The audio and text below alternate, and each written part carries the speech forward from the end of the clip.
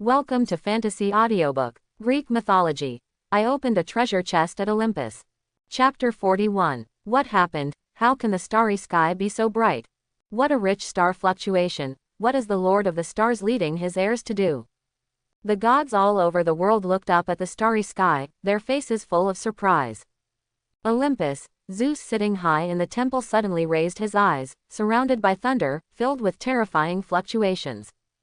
There was a hint of doubt in his pupils, and he wondered, Asterius has always been quiet, so he made such a big move today. With doubts, he turned his eyes to the vast starry sky.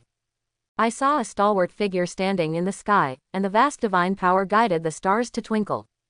Under the guidance of the stalwart figure, the bright stars exuded rich starlight, and under the convergence of certain rules, a golden figure was covered in the light of the stars.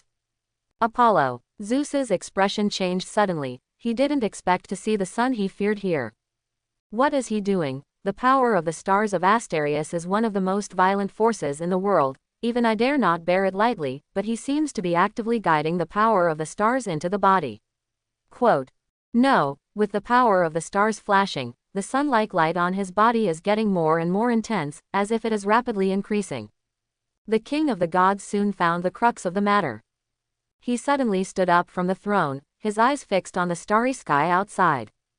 As the bright stars flickered, the endless power of the stars gathered on the golden figure in the center.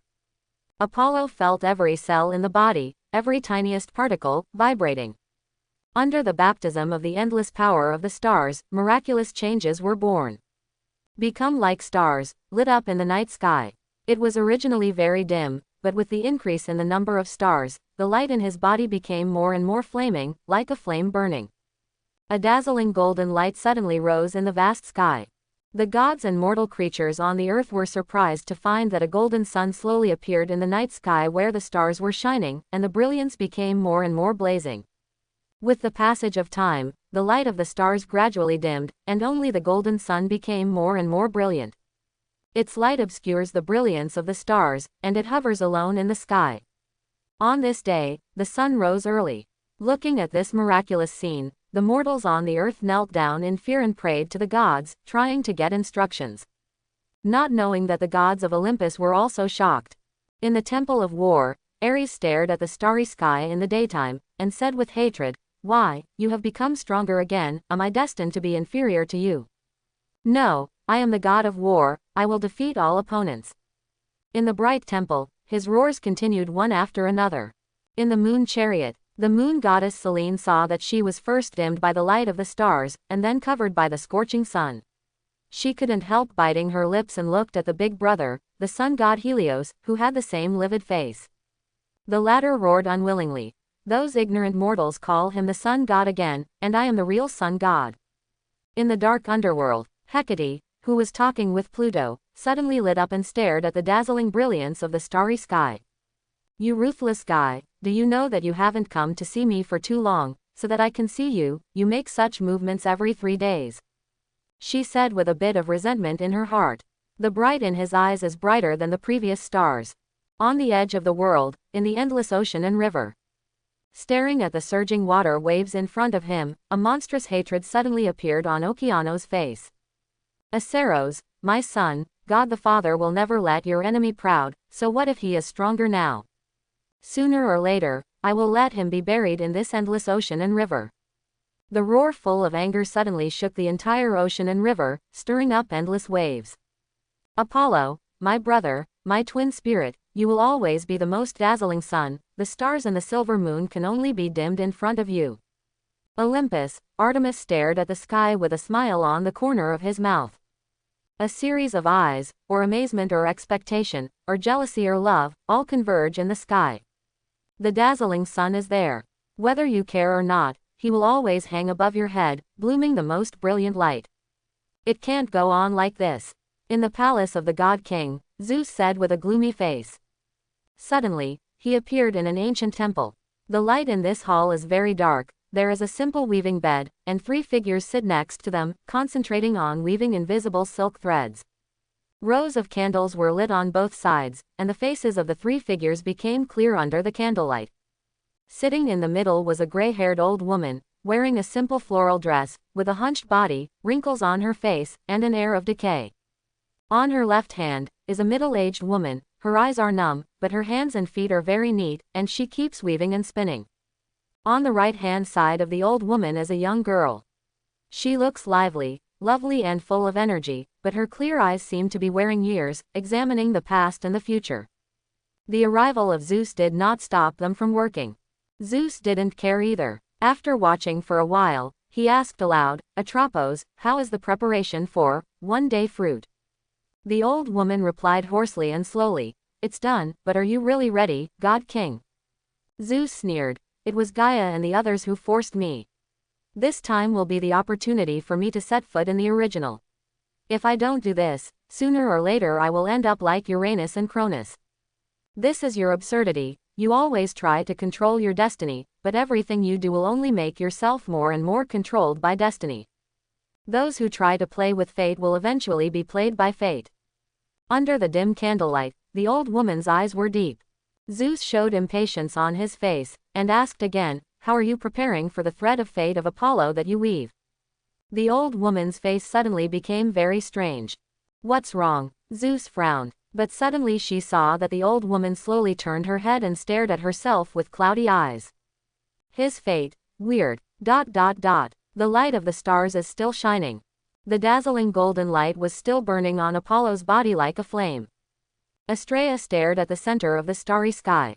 The golden figure is so sacred and bright, and the light illuminates everything. Suddenly her father stopped moving. Strange, he no longer absorbs the power of the stars. Asterius told the star gods to stop. Astraea stared worriedly. In the bright golden light, Apollo suddenly opened his eyes. A vast momentum swept across the galaxy in an instant, the void distorted, and the sky shook. The void is vast, the galaxy is vast. Between the void and the galaxy, Apollo felt that he was already on the same level as everything in the universe. The surging power spreads out from every elementary particle in the body, like stars in motion, interweaving vast and mighty forces, endless. It is the void itself, and it is the galaxy itself. The world is a part of itself. There is no need to rely on any rules, and no authority is required. Because oneself is the rule and oneself is the authority. Is this the original state? Apollo whispered in a trance. He knew it was his delusion, and it wasn't an illusion. The illusion is that the etheric body initially condensed the stars, but he did not reach a level comparable to the original. It's not an illusion, but when he truly completes the homing of the stars, condenses the galaxies, and turns the divine body into a starry sky and a universe, the so-called Protoss bloodline and identity will be completely cut off. What kind of divine power and authority, rules and authority, are all irrelevant. Oneself is the world. Rules are formulated in a single thought, and authority is created in a single thought. The etheric body has just been formed, and the power of my blood has finally completed its transformation, and it has completely reached the potential that is enough to advance to the original. It's just, why do I feel that the bloodline of this original level is a lot worse than the scene where the body is the world as envisioned by the great achievement of the etheric body? Although they have never really faced each other, the descriptions of the 5 primordial gods, except the most mysterious and unpredictable chaos, do not seem to have reached a level comparable to that. Are my perceived primordial realms beyond the normal primordial, or are they not really the perfect primordial? Quote. There were doubts in his heart, and Apollo could not give an answer. I had to restrain my mind and stare at all things in the starry sky. The first figure that came into view was Astraea with an anxious face. She was surrounded by stars and her face was bright, but her clear eyes could not shake off her anxiety. Until I saw him wake up. Apollo showed her a smile, and just as he was about to say something, a figure suddenly flew into the starry sky. Brown-black hair, handsome face, long wings. It was Hermes, the messenger of the gods. Seeing Apollo's first glance, Hermes shouted loudly, "Bright Apollo, the king of the gods wants to see you, please come with me." Well, Zeus wants to see me so suddenly. Apollo's eyes narrowed. After a moment of contemplation, he said to Astraeus, "Thank you for the help of the Lord of the Stars. Apollo will visit again in the future." After saying goodbye to Astraea, he came to Hermes. Hermes looked at him carefully, and said with admiration, you can really toss these days, all the gods are talking about you." "Oh, what are you talking about me?" Apollo asked. As the messenger of the gods, Hermes is the most well-informed person in Olympus. I saw a weird smile on his mouth, and whispered, "There are many goddesses who say they want to give birth to you children. They don't ask you to be responsible, as long as the night is beautiful." Apollo was speechless. These goddesses are too reserved. I have to be careful with my body. He told himself so. The male god is alone, and he has to take great care to protect himself. Apollo and Hermes were both powerful main gods. With fast speeds, they quickly traveled across the vast starry sky and returned to Olympus. The temple of Zeus is at the top of Olympus. The two came to Olympus from above, and the first place they arrived was the temple of the king of God. Hermes walked in front and reported, "Father, Apollo is here." "Well, Hermes, go back first." Zeus's majestic voice came from inside. Hermes immediately gave a respectful salute and turned to leave. After he left, Apollo walked into the temple of the god king alone.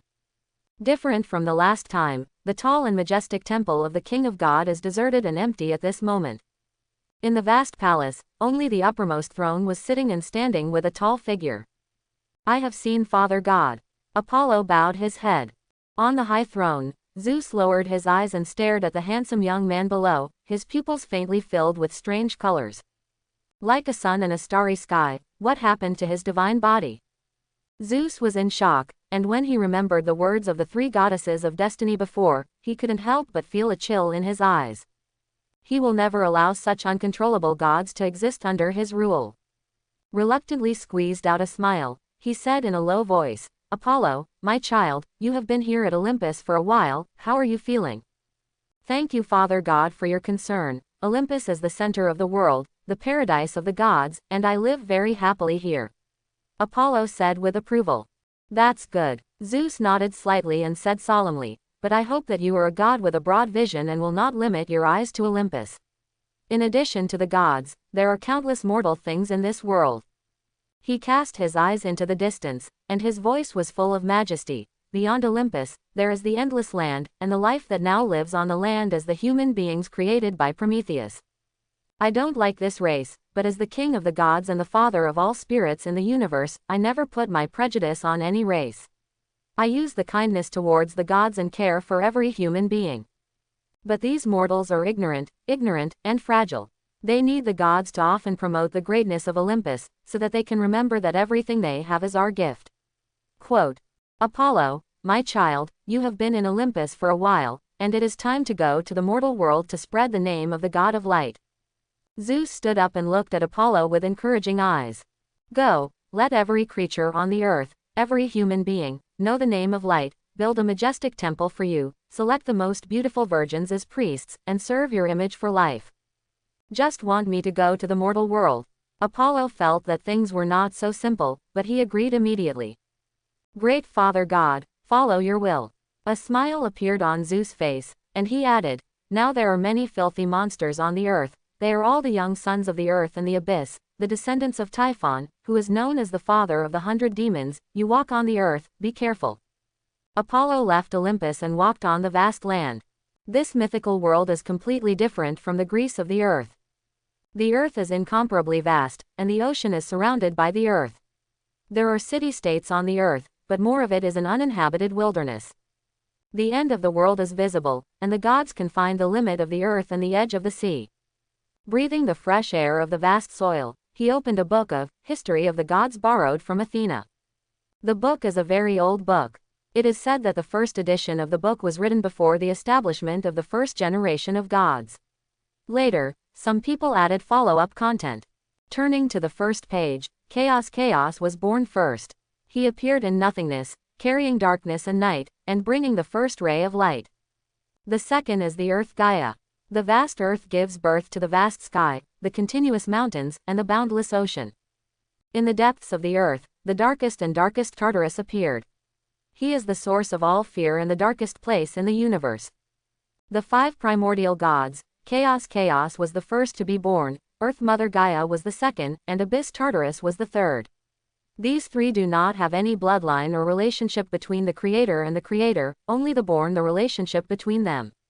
The latter two, Nyx, the goddess of the night, and Erebos, the god of darkness, were conceived by Chaos. Looking at the book in his hand, Apollo murmured, "This is in good agreement with the theogony records on Earth in previous lives." Although many people circulate on the internet, Chaos is the creator of the Greek pantheon, who created the gods such as Gaia, the mother of the earth, and Tartarus of the abyss. But mainstream Greek mythology has never said that Chaos is only born before the earth and the abyss, and there is no creator relationship between the three. Only night and darkness are born in chaos. However, Chaos is indeed the most mysterious and powerful primordial god. The two gods he gave birth to have reached the primordial realm, and the sky, mountains and oceans nurtured by Mother Earth Gaia are all a bit worse. The Mother Earth, the Lord of the Abyss, the Goddess of the Night, and the God of Darkness were still active in the ignorant era before the establishment of the first god court, and then gradually retired. But from the beginning of the creation, Chaos, who has always been the head of the primordial god, has never shown his deeds. Perhaps, it's not that he never appeared, but that later gods couldn't understand things about him. Apollo whispered, Chaos, the first god at the beginning of the world, the oldest and most powerful existence, is too mysterious. No matter how powerful and stalwart the other four primordial gods were, they all became popular. Only this one left nothing about it except for a name. Not even a legend at all. Walking on the earth, he continued to read the book in his hand. The earth gives birth to the sky, mountains and oceans, among which the sky completely wraps the earth, and they are connected to each other, giving birth to 12 children, including celestial bodies, lights, oceans and rivers, among them the youngest the one who cut the connection between the sky and the earth with a sickle. This can also be said to be root-breaking, but it's not so dirty to write it out like this, and it saves face for several gods. Darkness and night combined to give birth to space ether and daytime Hemera, and then night alone gave birth to death Thanatos, sleeping Hypnos, and discord Eris. Hey, what's the first line? Is blank. Apollo stared blankly at the page in front of him, frowning slightly. On the list of children born by the goddess of the night Nyx alone, there is a name missing. That name seemed to have been erased by some kind of force. The names above are arranged according to the time of birth. This blank line is the first, which means that it is the eldest son or eldest daughter of goddess Nyx. The second-ranked gods were all born during the reign of the first generation of gods, so this eldest son was probably born in the previous ignorant era. Apollo guessed. Suddenly, he heard a loud noise coming from the front. Father, I can't go to Athens, so I'll bring you rescue soldiers.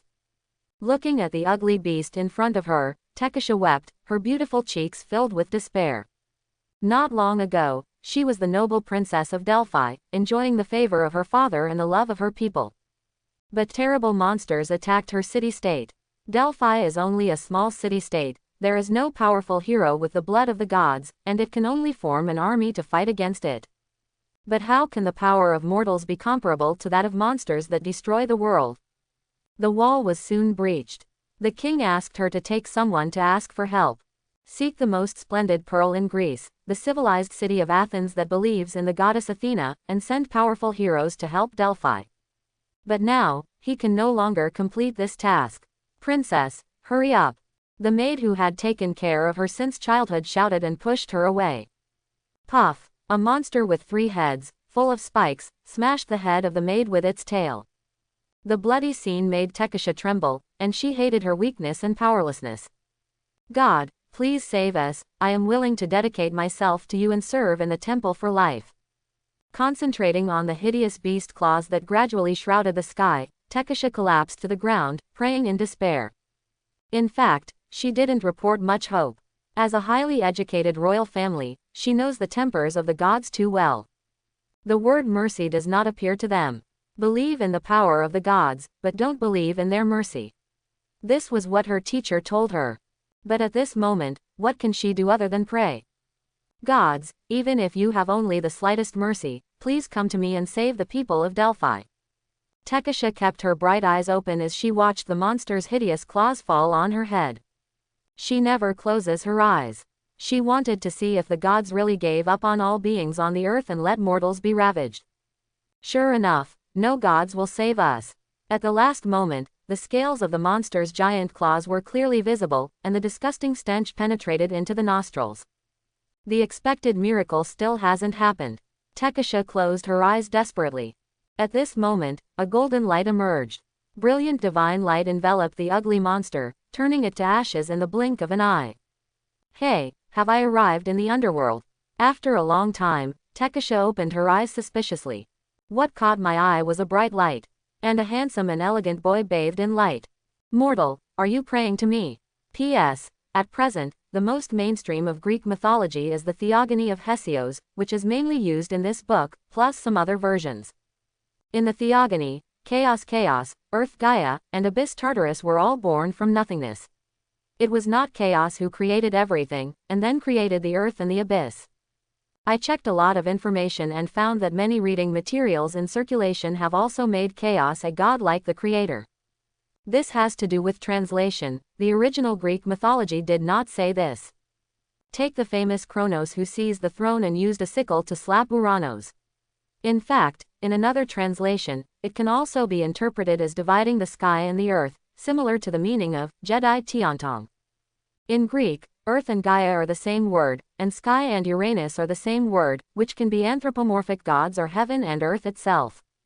Under the brilliant afterglow, Tekasha stared blankly at the golden boy in front of her. Clear eyes, like water waves. Are you a god? Did you hear my prayer? Tekasha collapsed on her knees, her expression full of excitement. I am Apollo, the god of light, from Olympus. I heard your prayer. With brilliant golden light, Apollo replied in a deep voice. Apollo, the god of light. Tekasha stared at the gold in front of her with reverence and bowed. Great god, I am Tekasha, the princess of Delphi. My country is being attacked by monsters. We have no heroes to fight against. Please save those people. Tekasha is willing to pay any price to build the most majestic temple for you and make all the people your followers. Tekasha sobbed with crystal tears in her eyes, pleading on the ground. Apollo glanced at her lightly and stared into the distance. The splendor of light shines on every life. I don't need belief, and you don't need to save. What you should do is to save yourself. No need for faith. Tekasha panicked. How could mortals be able to save themselves? This must be just a shirk from the gods who are unwilling to help their country. Lord Apollo, please have pity on the innocent people of Delphi. I am willing to pay any price. The maiden pleaded desolately on the ground. Mortal. Staring at her cheek, Apollo sighed slightly. Suddenly, a bright light enveloped Tekasha. The girl felt the surrounding environment suddenly swirl. Here is. After blinking, she looked at the familiar surroundings in surprise. The tall and straight city walls and clean streets are the home she grew up in, and the land she is willing to give everything for and save. Ah, run away, the monsters are here. A terrified voice suddenly echoed inside and outside the city-state. A huge shadow covered the sky. It was a monster with 6 heads, a body like a snake and a lizard, and covered with scales. Its 12 eyes are all scarlet. With the agility of human nature, it spit letters, and its fat tail swept down on many buildings. Boom! The houses collapsed suddenly. Many residents who had no time to escape screamed and were covered up by collapsed houses. The 6 monsters made bloodthirsty sounds from their 6 mouths, chasing after the fleeing crowd. Monster, don't hurt my people. An old man covered in blood, holding his sword tremblingly, led an army that had already suffered most of the casualties and rushed over at high speed. Humble bugs, you are also worthy to fight against the great son of the sea Dela, die. The 6 strange snakes spit out human language clearly, and their plump tails smashed towards the surrounding army like a giant mountain. Boom, boom, boom. The ground split open after another, and the soldiers of the army were quickly smashed into flesh. God, please save us. The old man covered in blood, waving the sword in his hand, screamed up to the sky, his eyes full of despair. Father, on the far wall, Tekasha shrieked tremblingly. Do you want to save him? Apollo's calm voice appeared in her ear. Tekasha looked over suddenly. Great God, I beg you, save my father, save these people. I've already said that it's only you who can save this. Apollo's eyes were silent, and his palm suddenly touched the girl's forehead. For a split second, Tekasha felt the world around her spin. Endless light filled her thin body. Apollo's low voice resounded in her ears. Go, I will give you the power of Do-Chi, and use this power to save your people, your father. Boom! 6 strange snakes swept their tails and smashed a row of houses again. The stone that Yongfei was in the air smashed onto King Delphi's chest, and the old king collapsed to the ground. The 12 scarlet eyes above, already with bloodthirsty terror, looked cold. After all, I still couldn't protect Delphi, did I protect the people? With death approaching, King Delphi was still full of remorse and more despair. Humans live on the earth, it is too difficult. Except for those heroes with the blood of the gods, others simply can't fight against the numerous monsters. In front of these descendants of the father of hundreds of demons, human beings are all humble bugs, powerless to resist. Tekasha, my daughter, I hope you can reach Athens safely, which is a place protected by the goddess of wisdom and one of the few safe city-states on earth. Among the gods, only this goddess of wisdom is willing to bless us often. Thinking of the daughter who made him proud, King Delphi felt the last trace of sweetness in his heart. Suddenly, a graceful figure bathed in a strange light appeared in front of him. King Delphi, who was already waiting for death to come, roared hoarsely, "Tekasha, how are you?" Boom! In the sky, there were 6 monstrous snake heads, with their bloody mouths wide open, and they threw down. Tekasha, who appeared in front of King Delphi, slowly emerged the color of black iron, and then turned into bronze and silver. Bang! She pulled out a sword on the ground and slashed towards the top. The silver-white light ripped through the void, and the snake head bitten by the monster snapped crisply. Scarlet blood splattered on the ground. This, King Delphi and many surviving Delphi people were stunned. A head was beheaded off, and the snake above neighed in pain. Humble bug, how could you hurt the great son of the sea Della, how dare you? 10 scarlet eyes glanced frantically, and the snake roared loudly. The girl who was bathed in the silver-white light had no wave in her eyes, she stood up and floated in the air, and the sword in her hand was chopped down again. The dazzling brilliance cut through a graceful arc. Bang! The strange snake has another head, and it breaks in response. God, is that Princess Tekasha? She actually cut off the snake's head, and her body glowed like a god. The people of Delphi looked at the picture above in amazement. Many people were moved to tears. Feeling the gazes of the people, Tekasha clenched the sword in her hand, and her eyes, which were covered with silver-white light, sharply focused on the roaring snake in front of her. Humble bug, you have thoroughly angered the great son of Della.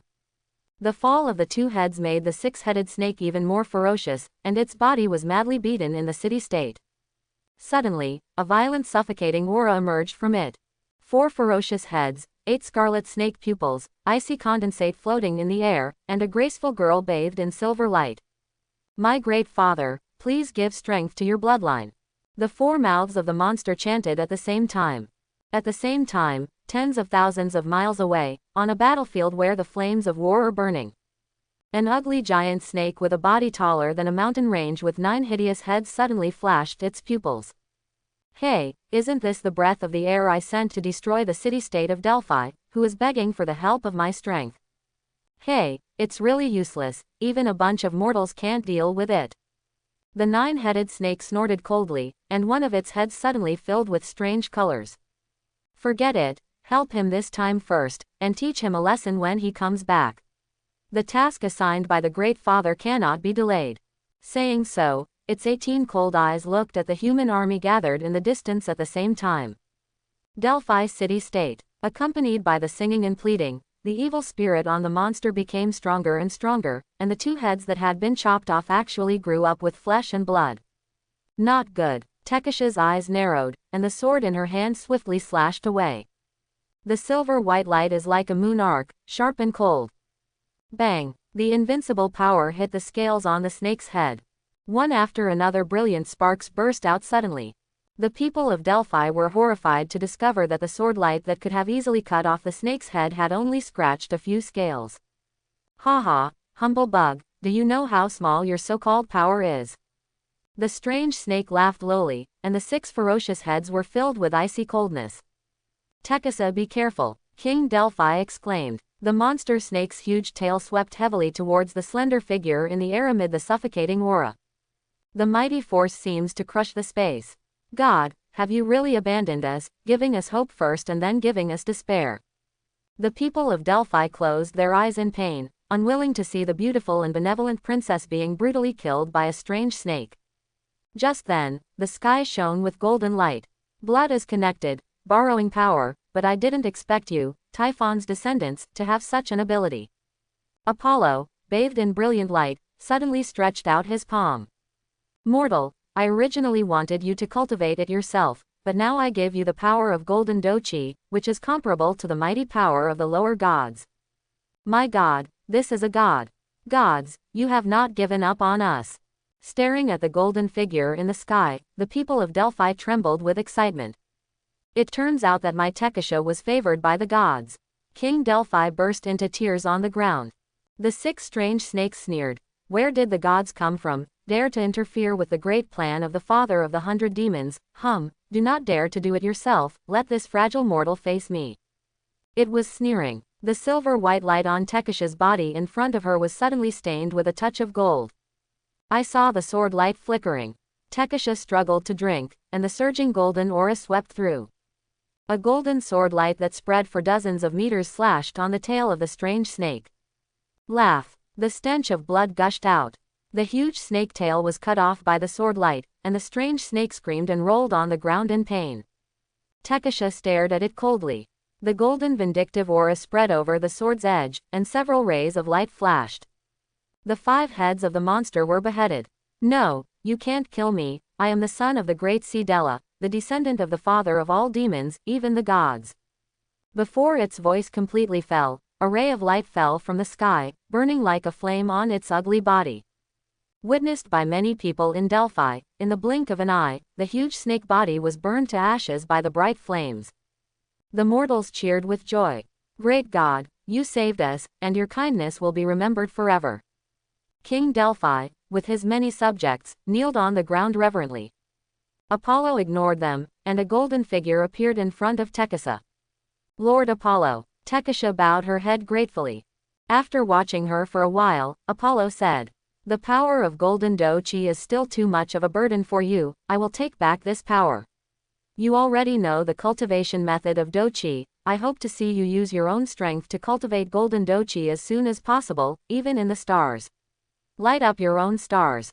Tekasha understands. The girl nodded respectfully, staring at the blonde deity behind her with bright eyes full of color. Apollo looked at the many mortals below, and said lightly, "I am Apollo, the god of light.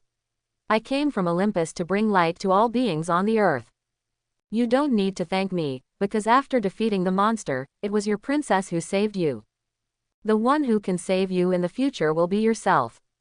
Where the light shines, it is my country. I will give you the power of light to defend your homeland. The sky is full of light, and the mortal minds of Delphi have a cultivation method called Do-chi. Black iron fighting chi, bronze fighting chi, silver fighting chi, golden fighting chi, lighting up the stars, standing shoulder to shoulder with gods, this." King Delphi raised his head tremblingly, staring at the handsome figure in the air bathed in infinite golden light.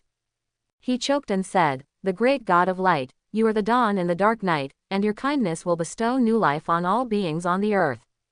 In the name of the king of Delphi, I will only believe in one god in the land of Delphi from now on.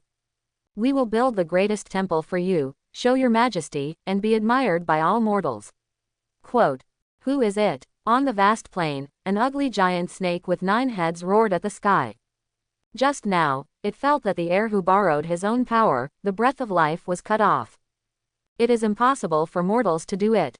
Even those so-called heroes, mortals with the dirty blood of gods, can't kill it so quickly, unless it is a real god. Calm down, the giant snake uses its 9 heads to analyze the situation. It must be the gods of Olympus, they got involved. Having come to this conclusion, its 18 icy and terrifying snake pupils gushed out a terrifying chill at the same time. No, my father's plan for Olympus is about to start. I can't make mistakes here, and I need to speed up. HMPH, when father is fully prepared, he will lead us to kill Olympus and defeat your god king. I will definitely swallow all of you gods into my belly. Having said that, it has 9 heads and 18 eyes, looking into the distance at the same time. Hydra C. Dela. Hearing the name of the famous monster because of a certain series of movies, Apollo was stunned. In the bright palace, she changed into a long white dress, and used a purple headband to gently tie her long olive hair. The demure and elegant Tekisha had clear eyes. While staring at Apollo's handsome face, she said respectfully, "Yes, this time not only Delphi was attacked, dozens of surrounding city-states were raided by many monsters, and the Hydra was commanding them. Hydella, the father of the six-headed basilisk.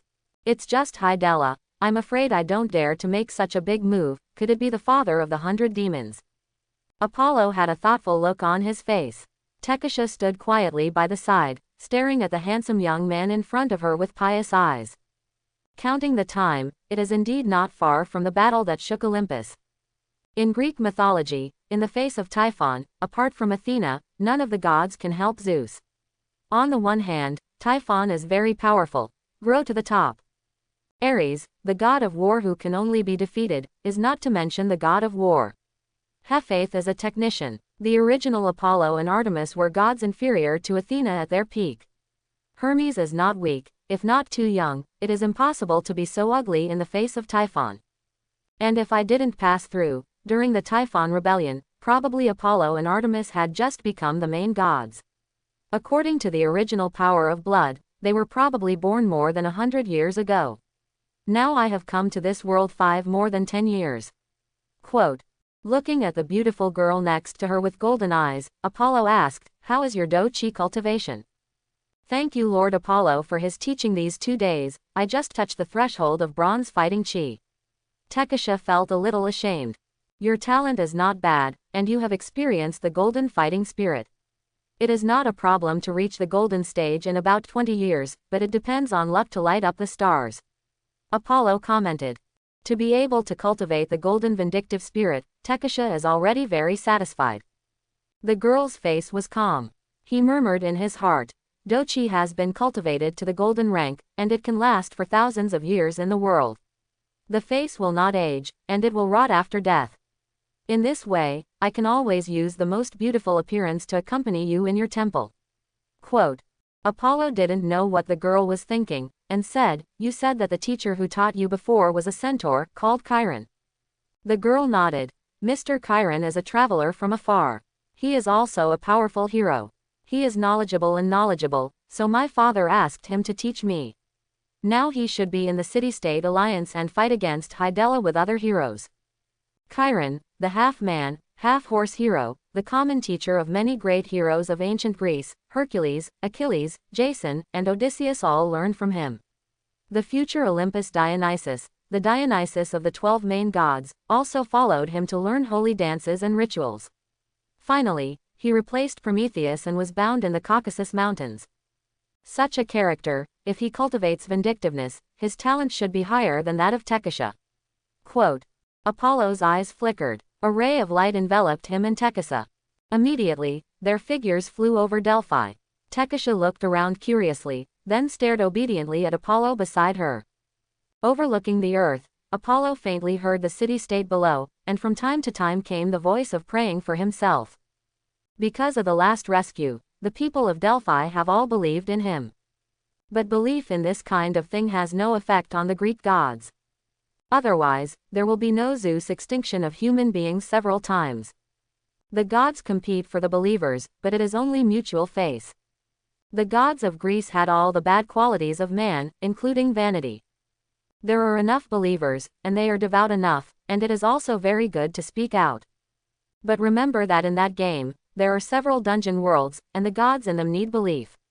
If you open up related things in the future, maybe you will use the power of belief, but you can develop the believers first.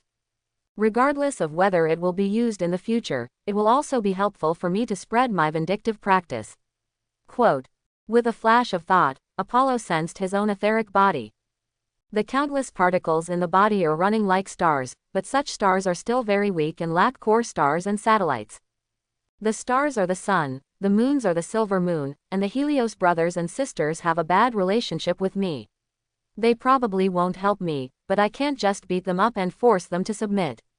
Wouldn't that give Zeus a target for me? Excuse. While he was thinking about it, a large figure suddenly appeared in the empty plain in the distance.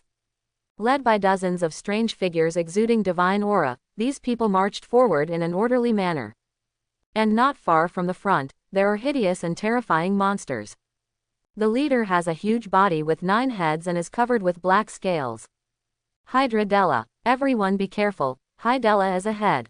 The hero Cadia told his companions that he was the outpost of the team. As a demigod with the blood of the fawn pan, Cadia has a nose more sensitive than a hunting dog, a vision more expansive than an eagle, and a perception more delicate than a wild deer. The Hydra C. Della led many monsters to attack major city-states.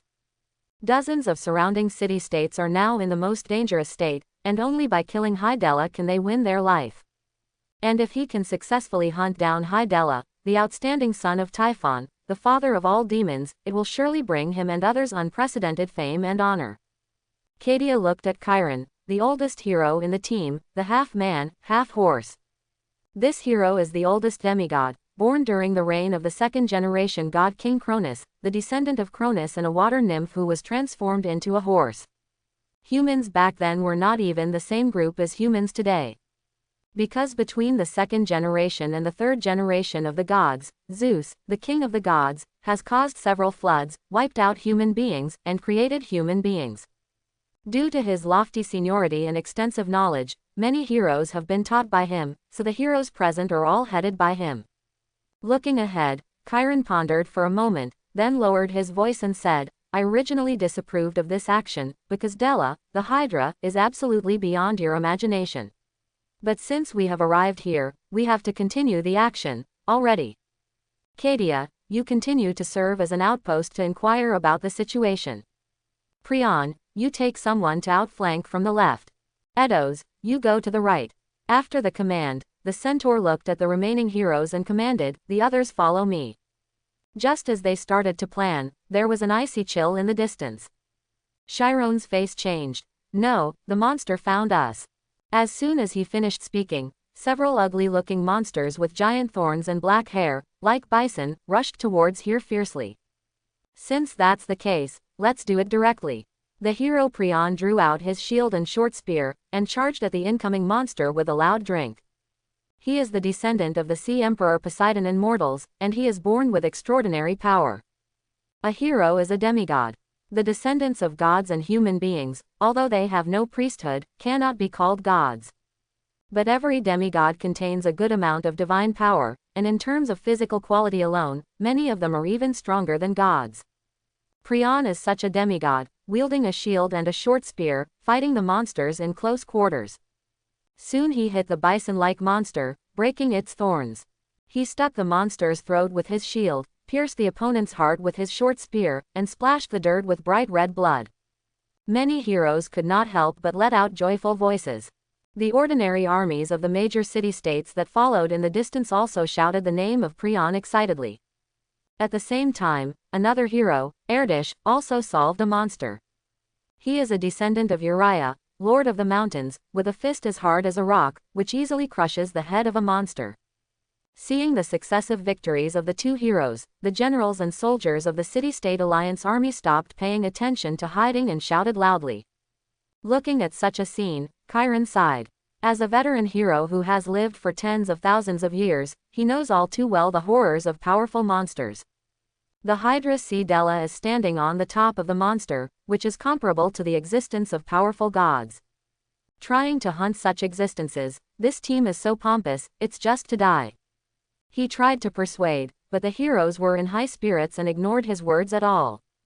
One by one, they pulled out their swords and went inside to kill. Oh, why don't you understand that demigods are not real gods after all? Chiron murmured worriedly. Suddenly, a foul smell came from the front. His face changed greatly and he shouted, Everyone, back away, this is poisonous miasma. Hee, it's too late, humble bugs. An icy voice came from the depths of the woods, and a huge shadow covered the sky. God! The human soldiers looked up in horror. The giant snake, as tall as a mountain, covered with pitch-black scales, had 9 huge heads, exuding a chill look down on all mortals with contempt to the extreme. See Della! Several heroes roared. They were not intimidated by Hydella's huge size. Instead, they were full of energy and wielded their weapons to kill the Hydra. But as soon as they walked out of the woods, they collapsed to the ground one by one.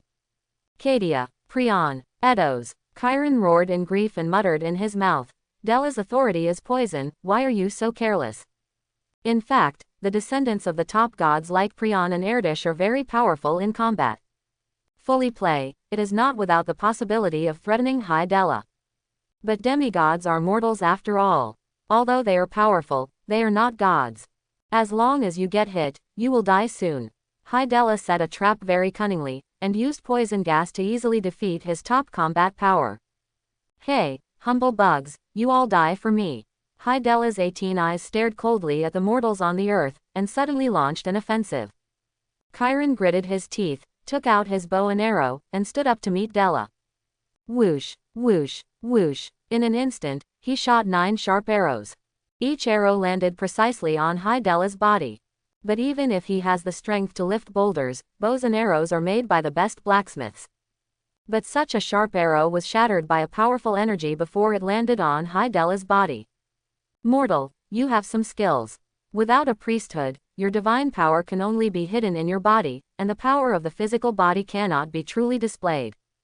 High Dela's 18 cold pupils sneered, and the giant tail behind him swept up. Boom! A tree was swept away in the middle. The tens of thousands of coalition forces from the major city-states were instantly crushed to death by the giant tail of nearly 1,000 people.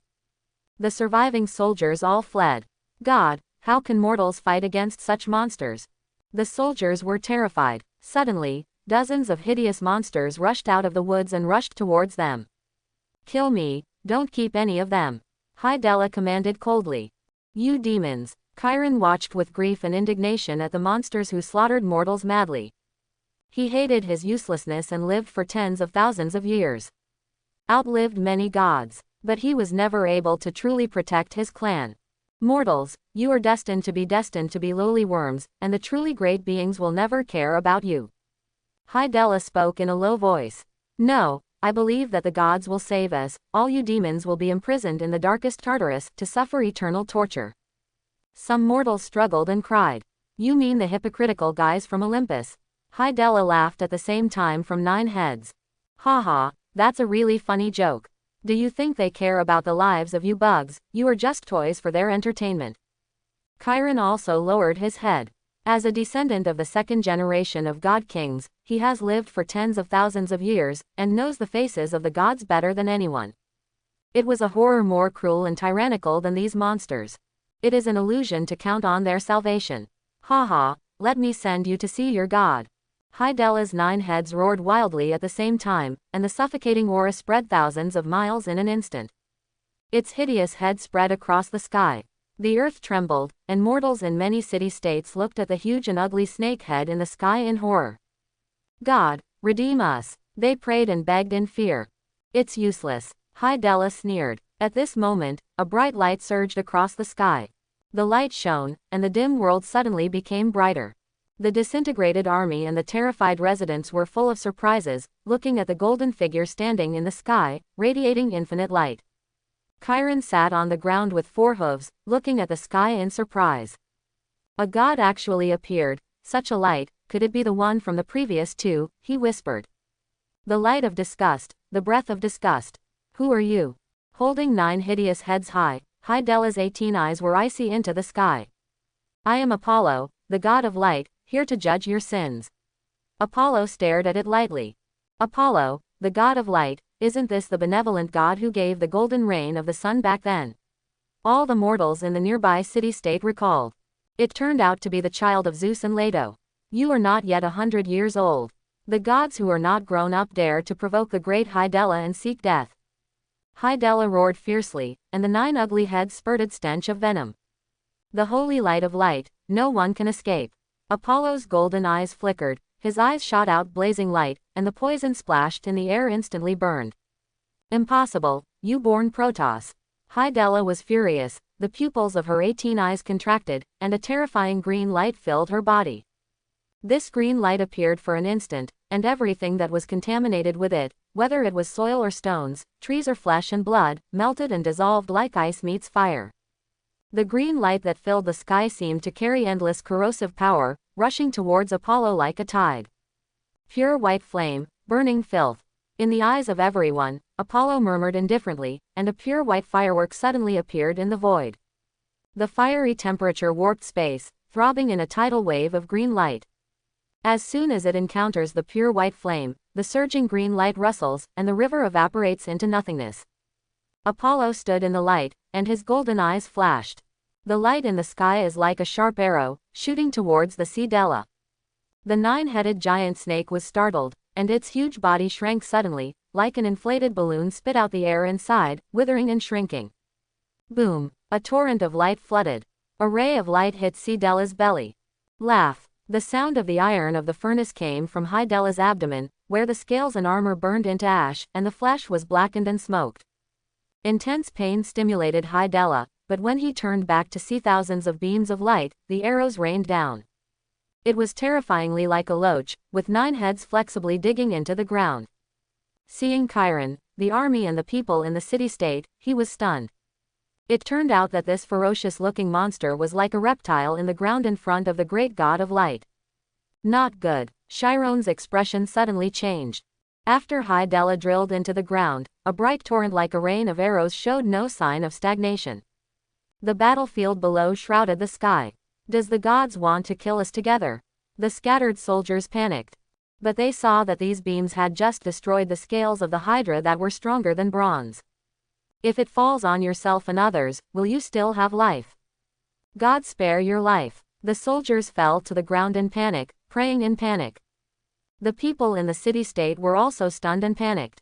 I said that Olympus does not have a benevolent god, but it turns out that it is a noble god who cares about the life and death of mortals. Chiron sneered, pulled out his bow and arrow, and aimed at the golden figure above. Suddenly a silent voice sounded in his ear. Teacher, you often teach me that what I see may not be true. I have to learn to think and judge more. You are so reckless and prejudiced now. Tekasha, it's you. Chiron turned his head and looked at the white-skirted girl who suddenly appeared, very surprised. Delphi was not attacked by monsters, why is there a faint black iron light on your body? Delphi was also attacked, but thanks to the help of Lord Apollo, he is a benevolent and great god who will surely illuminate the light of all darkness. My body is vindictive. It is something that Lord Apollo created for mortals and can obtain extraordinary power. He wants us to defend our own lives and dignity. Tekasha fell to her knees and gazed reverently at the sky. Chiron looked at her in surprise, with disbelief flashing in his eyes. Where is such a god? Olympus is a bunch of savage fools. The light of the sky finally shrouded the entire battlefield. The soldiers, whose faces were covered in fear, dazedly saw beams of light passing through their bodies. The wounds of the injured body suddenly healed, and the whole body was warm and all the fatigue disappeared, as if there was endless energy. Beside them, dozens of monsters who followed High Dela came, but under the shroud of light, hot flames erupted from their bodies, and they wailed mournfully. In a short time, it all turned to ashes. The good people see the light when they meet the warm sun of spring, the evil things see the light, like being burned by a raging fire. Under the eyes of the light, all have discernment. In the bright light, Apollo's solemn voice came. Thump! On the battlefield and in the city-state, soldiers and people knelt to the ground at the same time. Great God of light, you are the brightest star in the vast sky, you are the Lord of mercy and discernment, your brilliance will surely walk in the sky, in the earth, in the sea, and in the hearts of all spirits. Staring at the dazzling stalwart figure above, Tekasha first said this honorable name. Immediately all the people on earth followed in prayer. Looking at the rows of figures kneeling down, Chiron froze in place. The bow and arrow clenched in his hand fell to the ground unconsciously. Is there really a real god in this world different from Zeus and the others? He murmured, staring up at the sky. He has lived too long. I have seen too many gods and ugly faces. Let him no longer believe that the gods are worthy of belief. They were nothing but savages of great power. But now he finds that this is just his own prejudice. In the world, there are still gods who can truly be called gods. God of light, Apollo. Chiron suddenly fell on his hoof and fell to his knees. He slowly read out, Great God of light, you are the brightest star in the vast sky, you are the Lord of mercy and discernment, your brilliance will travel in the sky, in the earth, in the sea, and in everything. The heart of the spirit, praise the light. Tekasha, who was beside her, looked over, her bright eyes filled with pride. Lord Apollo, you are indeed the greatest god, capable of subduing all living beings. The girl looked at the golden figure in the sky with admiration, and said sweetly on her cheeks, "Praise the light, praise you." Apollo did not pay too much attention to the prayers of the mortals below. His eyes were fixed on the ground. "High Della, the judgment of light will not be absent. Even if you escape to the underworld and the abyss, you can't escape the shroud of light." A golden light shone, and a lyre appeared in Apollo's palm. Jung, I saw him sitting cross-legged in the air, his fingertips flowing smoothly across the 7 small strings, and the melodious melody echoed in the air. Tekasha and the others, who were originally praying, were stunned in fascination as they listened to this melodious and lively music. Deep in the ground, High Della stared at the darkness around her and breathed a sigh of relief. 9 heads scolded at the same time. "Apollo, the god of light, when did Olympus have such a powerful god? Fortunately, this uncle is the best at drilling holes and running fast. Hey, who made our father, Typhon, a descendant of Lord Earth Mother and Lord of the Abyss, born to be friendly to the earth. Hiding so deep, no matter how powerful your Apollo is, you can't do anything about this uncle now, right?" High Della smiled proudly. Suddenly I heard a melodious tune coming from the surrounding, and said strangely, "This is deep underground, how can there be a sound?" His 9 heads immediately listened carefully. The tone of the sound is very melodious, as a snake that has lived for thousands of years and has a good musical literacy. High Della's 9 heads nodded again and again. "Well, very delicate fingering, the tune is smooth without losing its charm, and he is a musician." Saying so, he suddenly felt a pain in his head. Surprised, could it be that it hurt the head when it burrowed into the ground? Which one is it? The 9 hideous snake heads stared at each other. Suddenly, the first one on the left exploded without warning. Bang! A loud sound shook the depths of the ground. The ground in a radius of hundreds of miles shook like an earthquake. Feeling this change, Apollo in the sky accelerated. Smooth fingertips on the strings. There was another explosion from below. In the dark underground, High Della roared in horror. How could this be? What kind of magic is this? It was unbelievable that its 2 heads exploded for no reason. Bang! The sound of the explosion sounded again. It only had 6 heads left. Why, in the end, this place is obviously a very ordinary underground, how can my head explode for no reason? By the way, that strange tone must be it. The 6 heads were thinking at the same time, and High Della suddenly realized the problem. At this time, the melodious tone played again. Another head exploded with pain. The intense pain made High Della unable to care about anything else, and quickly drilled to the ground. "Where are you going?" When it just hit the ground, a touch of golden light blocked its way. High Della's remaining 5 heads stared at the indifferent figure in front of him. At the same time, he saw the lyre in the opponent's hand. "You played that strange note?" it asked in a low voice. Apollo nodded lightly. "In addition to being the god of light, I am also the god of music and art, and have authority over music. Of course, I can do this thanks to this harp, magic and fighting spirit." A little insight during development. Magic and grudge. High Della was at a loss. "You don't need to know so much, just feel at ease," Apollo said lightly, and a surging light suddenly burst out from his body. "Do you really think you have eaten the original book?" High Della roared, her body was full of evil spirits. "Do you think you can use your father's power to not be afraid of me?" Apollo asked calmly. The expressions of High Della's 5 heads changed at the same time. "I saw the blonde boy in front of him open a brilliant field. If you hadn't played against your descendants and knew that you have this ability, maybe this time you will really escape, but your life is not good." The field filled with light surged open. High Della's face was anxious, and he triggered a blood induction, trying to contact his father, Typhon, the father of the 100 demons. But the boundaries of time and space seemed to be cut off. The transmission of blood vessels cannot overcome such obstacles. A brilliant light enveloped it. Bang bang bang. With 4 loud bangs, High Della's remaining 5 heads exploded. At this moment, its last head laughed wildly. "God of Olympus, you underestimate my Hydra, Della, the last thing you should do is destroy all my heads. Because I cut off 1 head, and 2 heads will grow." Suddenly, it blatantly exploded its last head. A huge impact rippled in the field of Apollo Dawn. A gap opened in the invisible realm. Hydela's snake body, which had lost its head, twisted out of the gap. The 9 headless necks kept squirming. There is an extra branch on each neck. In just a moment, it grew densely packed with 18 heads, 36 eyes, and icy condensed Apollo in the field of dawn. For this horrific scene, Apollo just chuckled. He asked indifferently, "Is it a common problem of you monsters to be obsessed with the number of heads? I heard that your father, Typhon, has 100 heads and is known as 100 dragons. Father's greatness, how can a god like you understand it? It won't be long before we kill Olympus and devour all of you gods." Hydela's 18 heads roared at the same time, and the picture was grim. "Sure enough, we are already preparing for the war against Olympus." Apollo's eyes flashed. Suddenly, a shocking atmosphere filled his body. "Hydela, the game with you should be over. Let's use you to test the power of the stars of my etheric body." Suddenly, Apollo took a step forward. The figure seemed to have crossed the space and appeared in the sky above Hydela in an instant. In front of his palms, a blazing light instantly enveloped the giant snake. Hydela's 36 eyes shrank suddenly. 18 mouths spit out a green light at the same time. Boom! Surrounded by stars, the power of ether is vast. Like a torrent of stars, it instantly crushed the green light that the Hydela spewed out.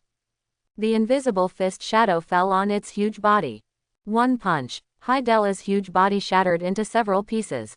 "This is impossible." Hydela let out an unwilling roar. It is a descendant of Typhon, and possesses great power beyond the peak of ordinary upper gods. When 9 heads are chopped off and take the form of 18 heads, it will be completely comparable to the main god. Why would such a strong self be shattered by one punch? Even if he is also a powerful main god, he should use authority, divine power, and domain. He was crushed by the power of his divine body. How is this acceptable? Hydela roared in grief and anger, and the 18 heads burned with green flames at the same time, and the tyrannical evil spirit shook the world. What happened? All over the world, the gods were startled and cast their eyes. Isn't this the Hydra Hydela? How did it grow 18 heads? It's so powerful. It was Apollo who was fighting against him. He crushed and beat Hydela in this state. It was terrifying. The gods were horrified. Sensing their gaze, Apollo frowned. Immediately, infinite light covered this space and blocked the sight of the probe. His etheric power exploded in an all-round way, hitting Hydela, who was furious and had already fought back desperately. After a short fight, he smashed all of Hydela's heads with his fists. "It seems that 18 heads is your final form, which is disappointing." Wiping the blood on his body, Apollo shook his head. Few of the gods have a powerful divine body. If he wanted to test the power of the etheric divine body, he could only practice with monsters. "I don't want the Hydela to be useless. Hydela, who is fighting for his life, should be able to compare the strength of the 3rd or 4th rank of the main god, but in front of the etheric body, it is still difficult to resist. The strength of my etheric body can generally be comparable to the level of the 7th or 8th rank of the main god.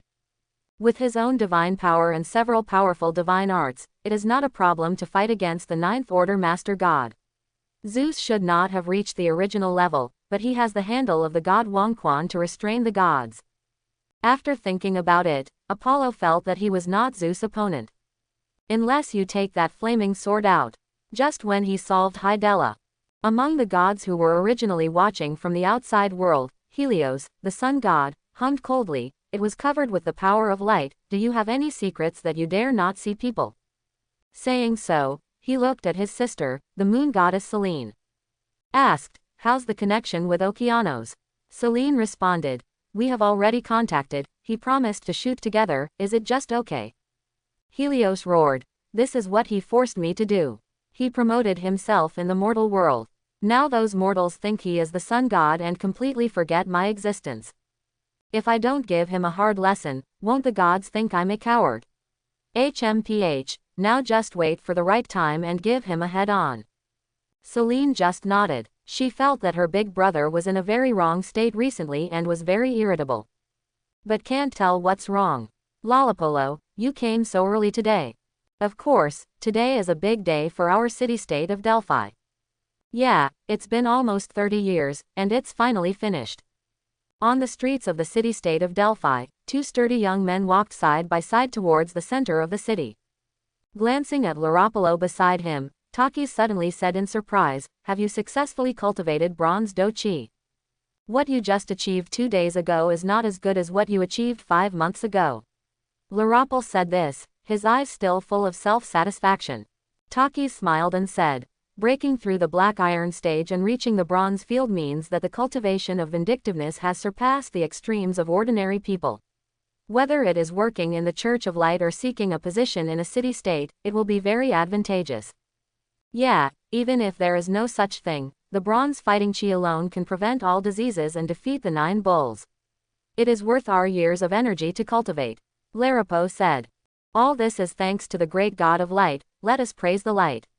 Takis became serious, clenched his right hand, and tapped his eyebrows. Laropolo followed suit. This gesture was founded by the most beautiful and devout priest when the Church of Light was founded 30 years ago. The clenched palm symbolizes determination, and the tap between the eyebrows symbolizes devotion to the great God of light. Together means devotion to the light. In today's Delphi, all the people are followers of the God of light. So this gesture is also the most common here. If it wasn't for the great God of light, who killed the Hydra C. Della and many monsters, we in Delphi and even dozens of surrounding city-states would have been destroyed on that day. I really envy those old people who have witnessed the descending of the great God of light. After solving High Della, the God of light personally taught the people who came here to do battle and magic in Delphi. However, magic is too esoteric, and it is a headache. Unless it is a wise man with far-reaching wisdom, you should honestly cultivate vindictiveness. Over the years, the major city-states have relied on many heroes of the silver and gold level to destroy monsters. They beat back again and again. The wisdom of the God of light is indeed vaster than the sea and wider than the sky. To have created such a great cultivation method, I think he is more suitable for the title of God of wisdom than the goddess Athena.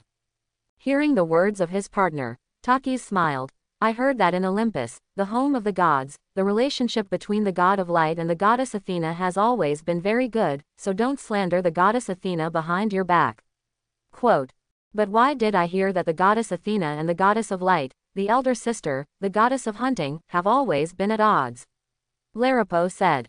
"Hey, today is a holy day, let's not talk about gods." Takis blinked. Laropolo nodded. "Okay, but Chief Chiron should also attend the ceremony of the completion of the temple today.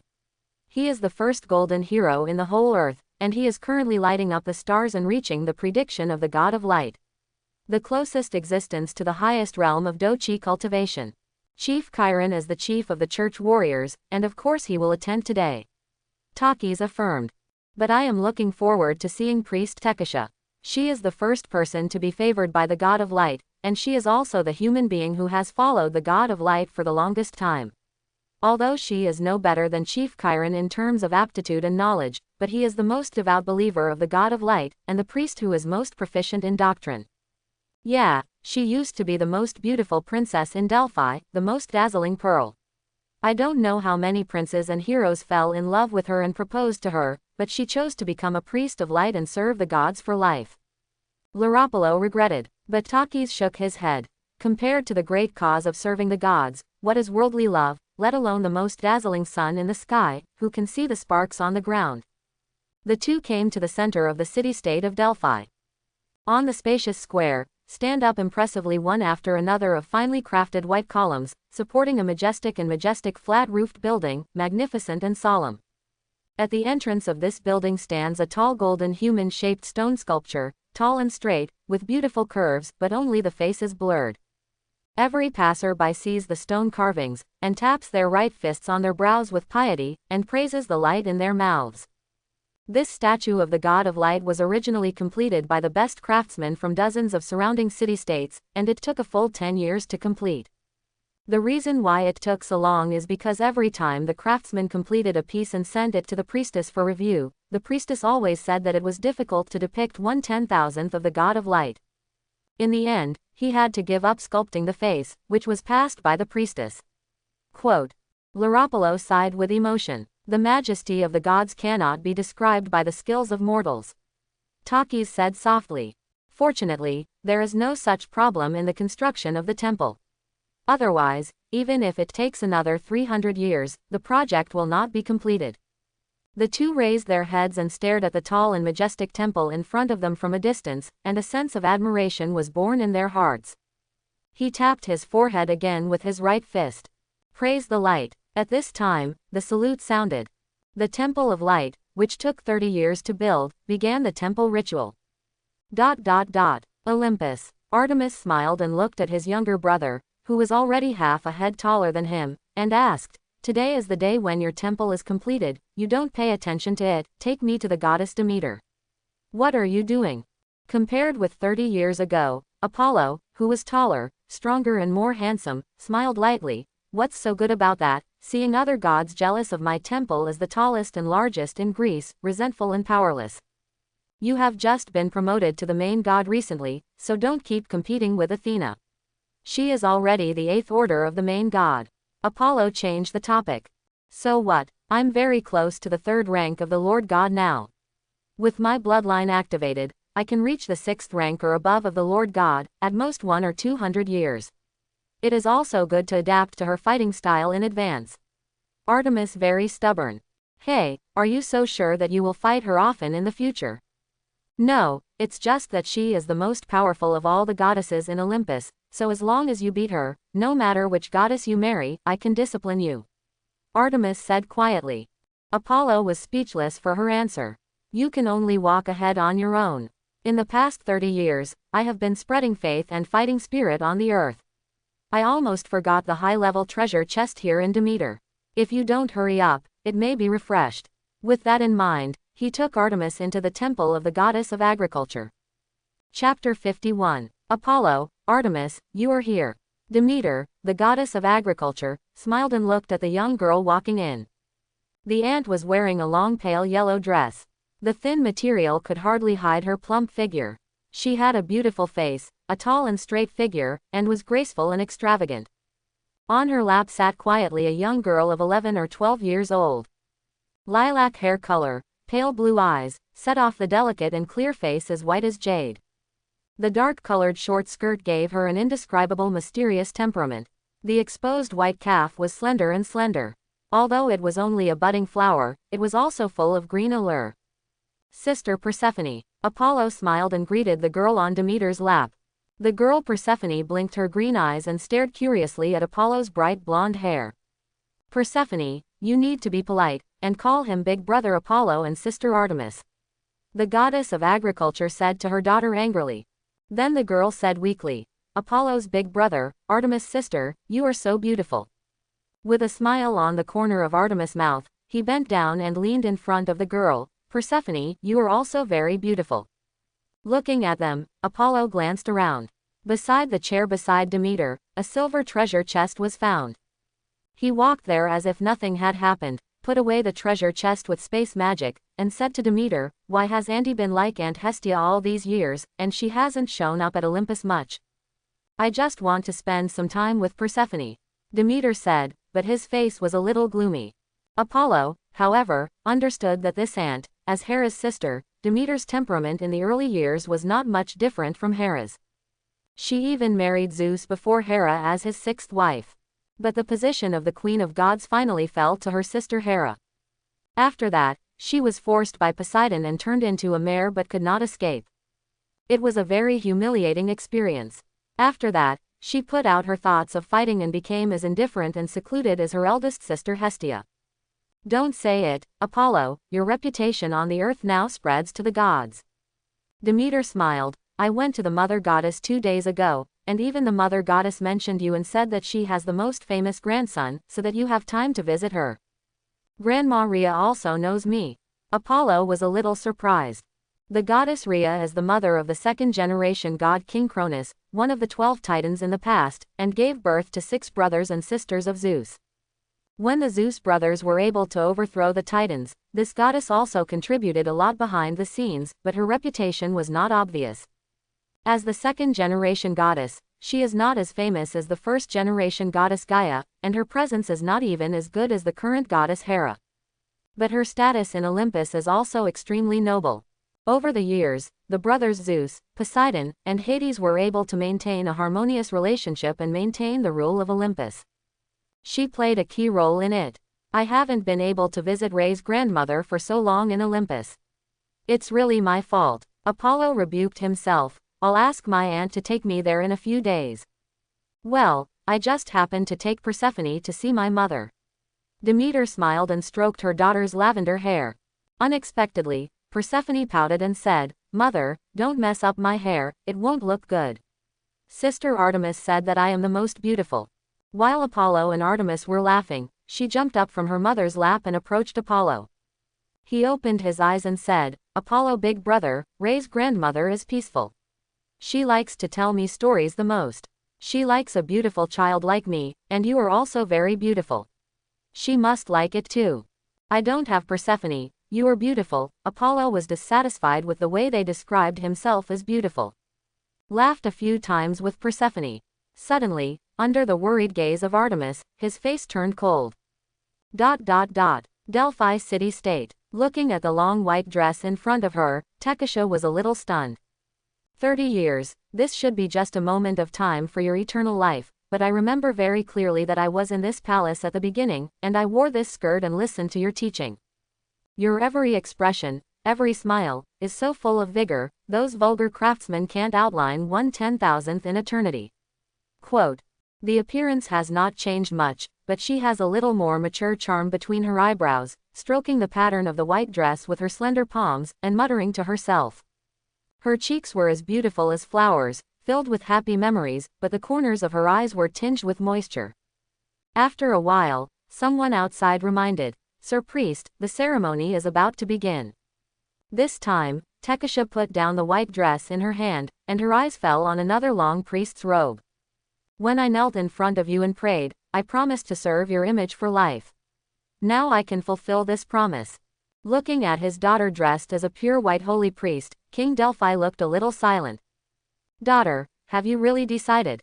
Although you were a priest of the church in the past, but the temple has not been built, and you have not been enlightened by divine grace, you can still quit. If you really enter the temple today and become a lifelong virgin priest, then your long life for thousands of years in the future will only stay in front of the statue of the temple forever." The sad words of her father's sympathy lingered in Tekasha's ears. The former princess, now the priestess, had a sweet smile on the corner of her mouth.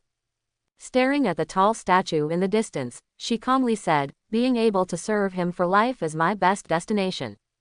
Looking at the crowd around, she clenched her right fist, tapped her eyebrows, and said, "Praise the light." The crowd became restless, and one believer raised his right fist and praised the light. The sacred and solemn priest's robe can hardly conceal her graceful posture. Tekasha looked pious and walked through the crowd step by step to the altar in the middle.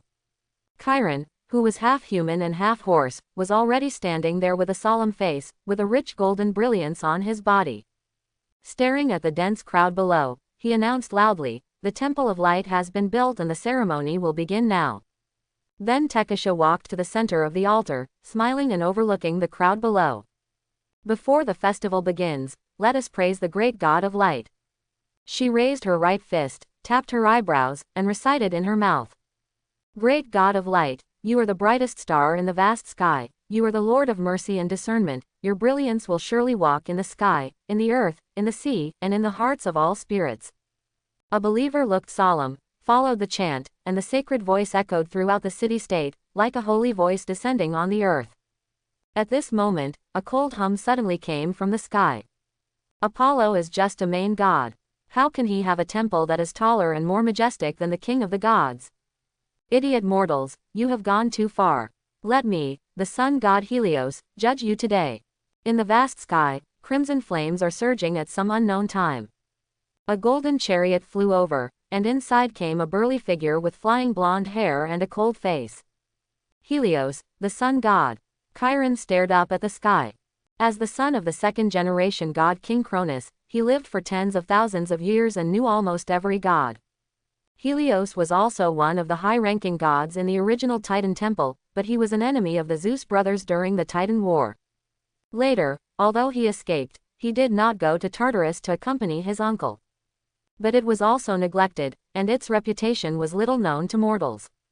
But Chiron knew the power of this god. The moment Helios appeared, there was a thud in his heart, he didn't know it well. The many believers who descended to earth have not yet had time to react. I saw the flames fill the sky, and the endless hot breath surging. The target is the statue of light in front of the temple. No matter what god you are, I can't allow you to offend His Majesty. Tekasha shouted loudly, her body exuding a dazzling golden aura, which turned into a solid shield in midair. Bang! The crimson flames slammed into the shield, and the endless fury swept the sky, but they were all blocked. Helios's eyes narrowed. This is the vindictive energy he spreads in the mortal world. HMPH, it's just for mortals to use, how can it be compared with such great divine powers as me? He snorted coldly and slammed a finger at the shield. The rich flames scorched the sky, and under the violent and cold sweep, the shield of Tekasha's vindictive aura suddenly cracked a few gaps. No, I will never back down. Tekasha's pretty cheeks stared at the sky resolutely, and the golden battle chi was continuously injected into her body. Her talent is not strong. Apollo said at the beginning that it would take 20 years for her to cultivate the golden do chi. She really spent 20 years. Chiron, who studied behind her, only spent less than 10 years. Do chi reaches the level of gold, and you can fight with gods. But that is only the lower god or the middle god. And Helios, the sun god, was a powerful god who was prominent during the reign of the second generation of god kings and had already set foot on the rank of the main god. Of course she knew how strong the other party was. But since she wants to destroy the statue of him, how can she tolerate it? Tekasha's eyes showed infinite perseverance. Her body was suspended in the air, and the majestic golden fighting chi was continuously poured into the shield. The raging flames were completely blocked. Humble mortal, you actually have such strength. Looking at the pretty and determined woman below, Helios' face was gloomy. His own strength was actually blocked by a mortal. This was known by the gods. How could he still stand on Olympus? Since that's the case, then let you know what the Lord God is. Helios roared in anger. The crimson flames rolled over his body, and a vast aura suddenly enveloped the sky. The extremely rich flame slammed down the do chi shield. Bang! With a loud bang, the invisible shield shattered in the air. The powerful divine might, like a mountain, crushed many believers in front of the temple. A believer was crushed to his knees. Only Tekasha and Chiron, who had cultivated golden vindictive energy, were able to support them. Ha, you people are all Apollo believers, I'll give you a chance. The crimson flames rolled into the void, and Helios looked proudly at the thousands of believers lying on the ground below. As long as you give up your faith in him and shout the name of my sun god, I can forgive your sins. Otherwise, the fire of the sun will make you burn like hell. Before he finished speaking, an old man struggled to point at him with a cane. What sun god? You are all hypocritical demons, only the great god of light is the real god. He stared at the statue in front of the distant temple with pious eyes, and murmured, the earth is ravaged by monsters, the people are suffering, only the God of light will deliver salvation and give us the ability to defend ourselves. Under the might of Helios, the old man raised his right fist with difficulty, tapped his eyebrows, and recited. Great God of light, you are the brightest star in the vast sky, you are the Lord of mercy and discernment, your brilliance will surely walk in the sky, in the earth, in the sea, and in the hearts of all spirits. Accompanying his voice, the believers shrouded in divine might followed and recited. In the end, everyone raised their right fist together and tapped their eyebrows, praise the light. Helios blushed, and the crimson flames on his body almost twisted. You ignorant mortals, since you go against my will, then you all die. He roared to mobilize divine power, and endless fiery flames violently enveloped the bottom. Suddenly, 9 sharp swords, with extremely rich golden duki, shot him in the face fiercely. Helios was furious, and the crimson flames covered his body and the sharp arrows that were shot. But the golden vindictive aura surged through his flames and fell sharply on his face. Helios couldn't believe it. He has the body of a dignified god, and his golden fighting spirit has been weakened by flames, so naturally he will not be hurt by mortal weapons. But he was a dignified god who was shot in the face with an arrow by a mortal. What a shame this is. He glanced down angrily and saw the centaur with a bow and arrow. Are you Chiron? He recognized the illegitimate son of the second-generation god king. No, I am the chief of the Church of the God of Light. Chiron stared at him calmly, the golden vindictive aura surging on his body. Well, You actually believed in Apollo, aren't you the most disdainful of the gods? Helios sneered. Chiron helped Tekasha, who was injured by Helios, and said quietly, "That's for you gods. Lord Apollo is different from you, he is the real god." HMPH, I don't want to listen to your nonsense. Since you dare to stand in front of me, I will end your life. Helios roared, and the crimson flames were like thunder, slashing at the centaur and half-horse existence below. Teacher, Tekasha looked at Chiron worriedly. The latter chuckled at her. Do you know why I didn't help you just now? Because I am accumulating strength.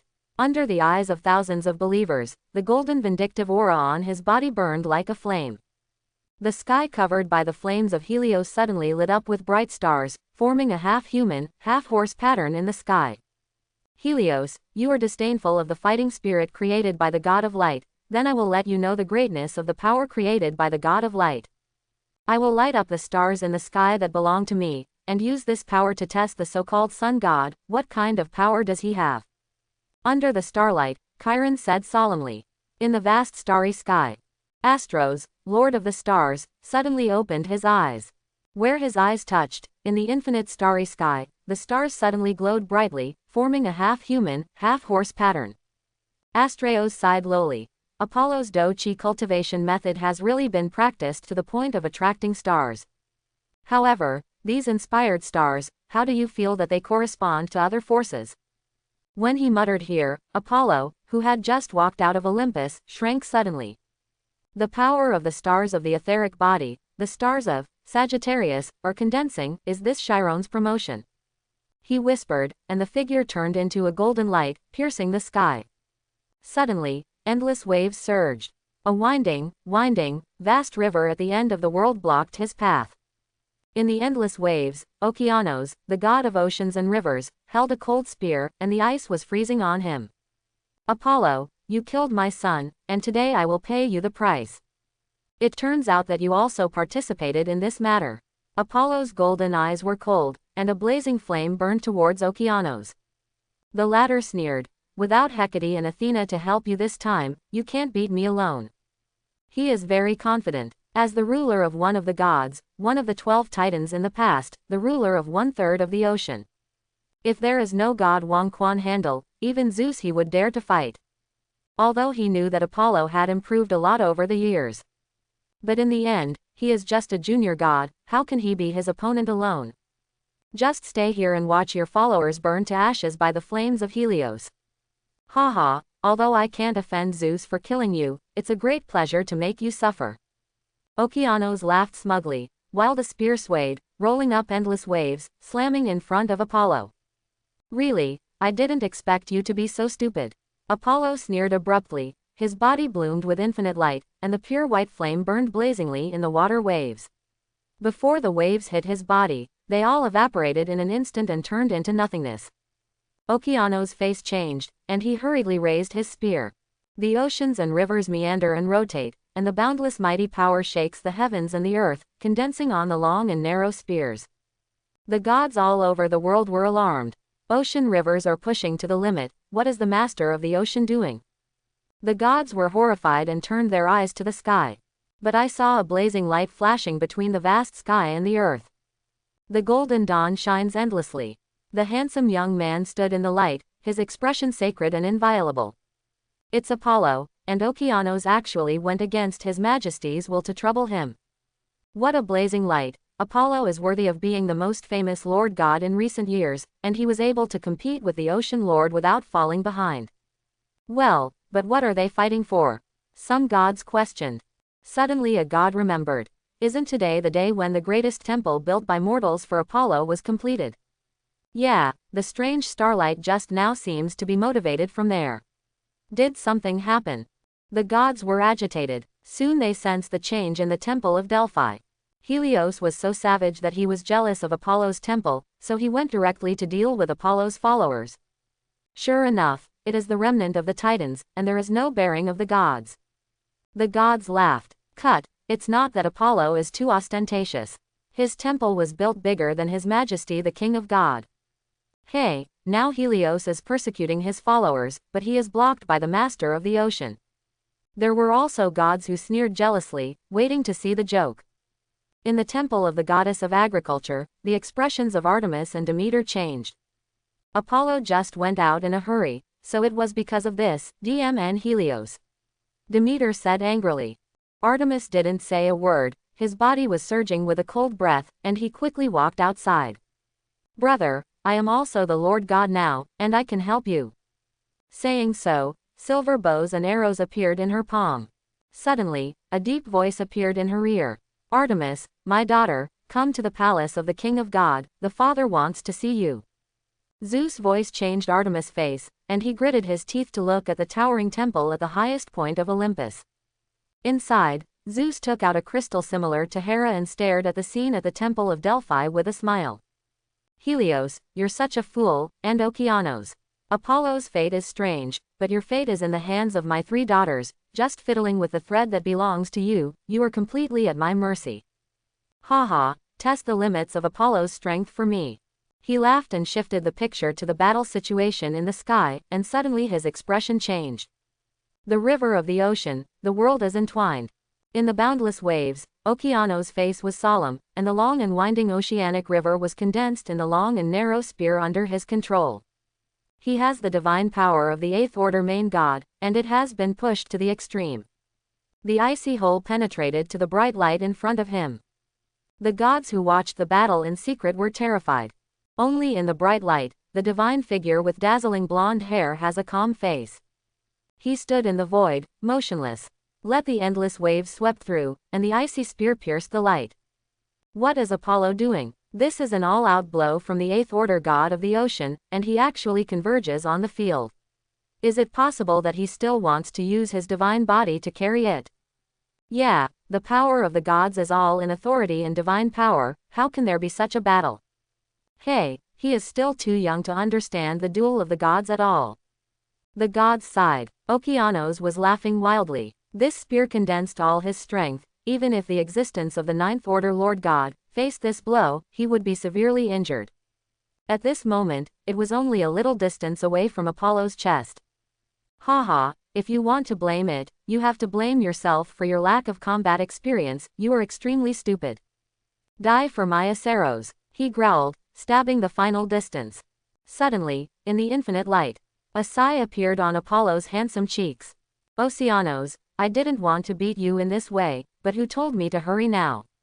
When a long sigh echoed, all around him suddenly burst into light like the twinkling of stars. Vast power surged, and both arms grabbed the pierced spear. Click, only a crisp sound was heard. The whole world seemed to stand still. Condense the power of the 8th order majestic ocean and rivers of the main god of Okeanos, and the grade of the main god artifact can be regarded as a top-level divine spear. Broken. It was gently broken by 2 white and smooth palms. I read it right. The spear dominated by the ocean was broken, and it was broken by Apollo with the palm of his hand. The gods felt that they were hallucinating. Ocean dominates Okeanos, who is a senior god, even the king of the gods, but with his own divine power, he dare not say that he can easily overcome. His divine spear was forged for him by the former god king Uranus, accompanying him to conquer the oceans and traverse the gods for 100,000 years. Even if it is placed in all the main artifacts, it is considered to be relatively top-notch. So there may be a god who can break it with a flesh palm. This is equivalent to tearing up a powerful Lord God. The flesh palm tearing the main god. The gods were terrified. Looking at the graceful blonde god shrouded in infinite light, he was terrified and shocked. This is a beautiful and extraordinary god, clearly a god-shaped monster with a head better than Typhon. I don't believe it, I don't believe it. Looking at the broken spear in his hand, Okeanos looked crazy. He couldn't accept such a scene. The existence of light will not disappear because of your unbelief. Apollo stared at him faintly, the dawn field on his body expanded, and a grand torrent of light enveloped Okeanos. Boom! The mighty power of light bombarded. The power of the oceanic river surged up and protected Okeanos. But the power of light is unparalleled, breaking through layers of waves like a broken bamboo, tearing apart the rage, and covering Okeanos. Puff! The god of oceans and rivers fell into the bright river in a daze, his blood was surging, and he coughed up blood. Apollo, you can't get past me. Okeanos was blood-stained and his hair was disheveled, still roaring and roaring to his feet. However, in the infinite light, the golden figure of Apollo suddenly appeared in front of him. Bang! The stars twinkled, and the power of the ether manifested majestic. The white fist landed on Okeanos' chest. A puddle of blood splattered across the sky, and Okeanos looked at his chest tremblingly. A hole the size of a fist was pierced there, and blood flowed across it. He seemed to be about to say something. But before he could say it, another fist was printed on his face. Pong! Flesh burst and teeth fell. The jaws of Okeanos' mouth shattered and collapsed. What he was about to say turned into a completely indistinct voice. Bang bang bang. Another 3 punches landed on his shoulder, abdomen and bridge of nose respectively. Under the astonished gazes of the gods, Okeanos' body fell from the air, almost torn apart.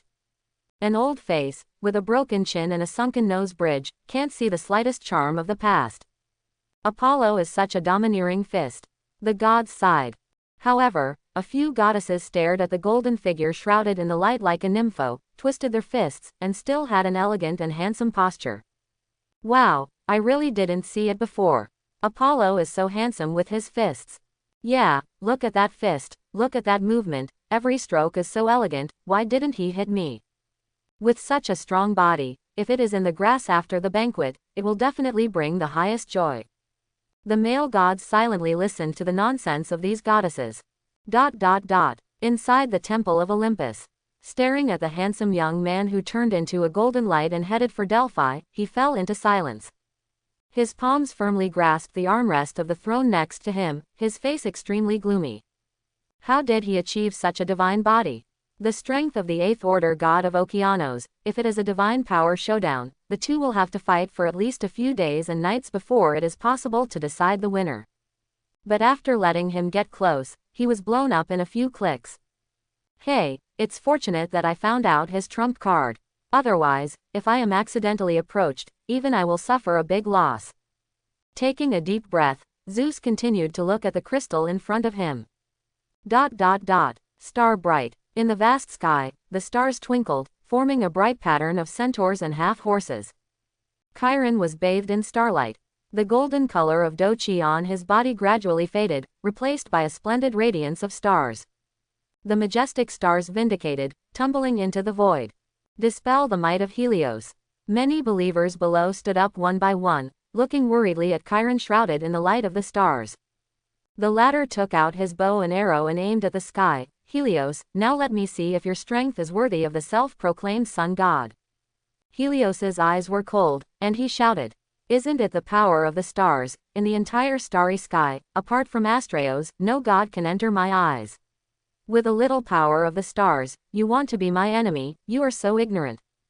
As he was speaking, he suddenly looked at the distant sky. He murmured in his heart, "Oceanos is already intercepting Apollo. I want you to watch your believers, your temple, destroyed by me, you look helpless." When he grinned inwardly, crimson flames rose around him. The blazing flames gathered in the air, and the violent fluctuations condensed into a red sun. Just when he was summoned by divine power, Chiron below shot the bow and arrow in his hand. Whoosh! The sharp black arrows pierced through the sky with a star-like brilliance, straight to the throat of Helios. Sun punishment! Helios roared, the crimson sun above his head spewing flames, and the arrows of the stars shrouded him like divine punishment. The majestic fire burned the world, and the space was distorted. But the black sharp arrow is like a star that is immortal, and when the colorful light flashes, it penetrates the layers of fire and shoots directly at Helios' throat. Hateful! Helios's eyelids twitched, and the keen intuition belonging to the gods made him feel the chill. This star arrow is completely different from the previous arrow. If you are shot, you will be injured even if you don't die. He let out a low roar, and his right palm suddenly burst into majestic power, grabbing forward with an unparalleled high temperature. When the arrow of the stars was about to hit him, it was firmly grasped by his palm, trembling under the high temperature. After all, it's still the power of the gods, but it can't help me. Helios sneered. Suddenly, the arrow of the stars, which was tightly held in the palm of his hand, burst into light, and a touch of cold light hit his lips. Laugh! Under the eyes of all the people, Helios's lips were split open, and the red blood of the gods was dripping in the air. Thousands of people in Delphi cheered, chanting Chiron's name, and praising the light. The battle chi taught by the great god of light, cultivated to the extreme, is indeed comparable to the power of the gods. The chief who lit up his own stars wounded the gods with one arrow. Wiping away the blood from his lips, the sun above Helios's head rumbled and vibrated like it was about to explode. Showing his anger, his suffocation. The dignified sun god was wounded by a mortal arrow. Such humiliation is enough for the gods to laugh at him for thousands of years. Only by burning everything here with the most fiery fire can this shame be wiped out.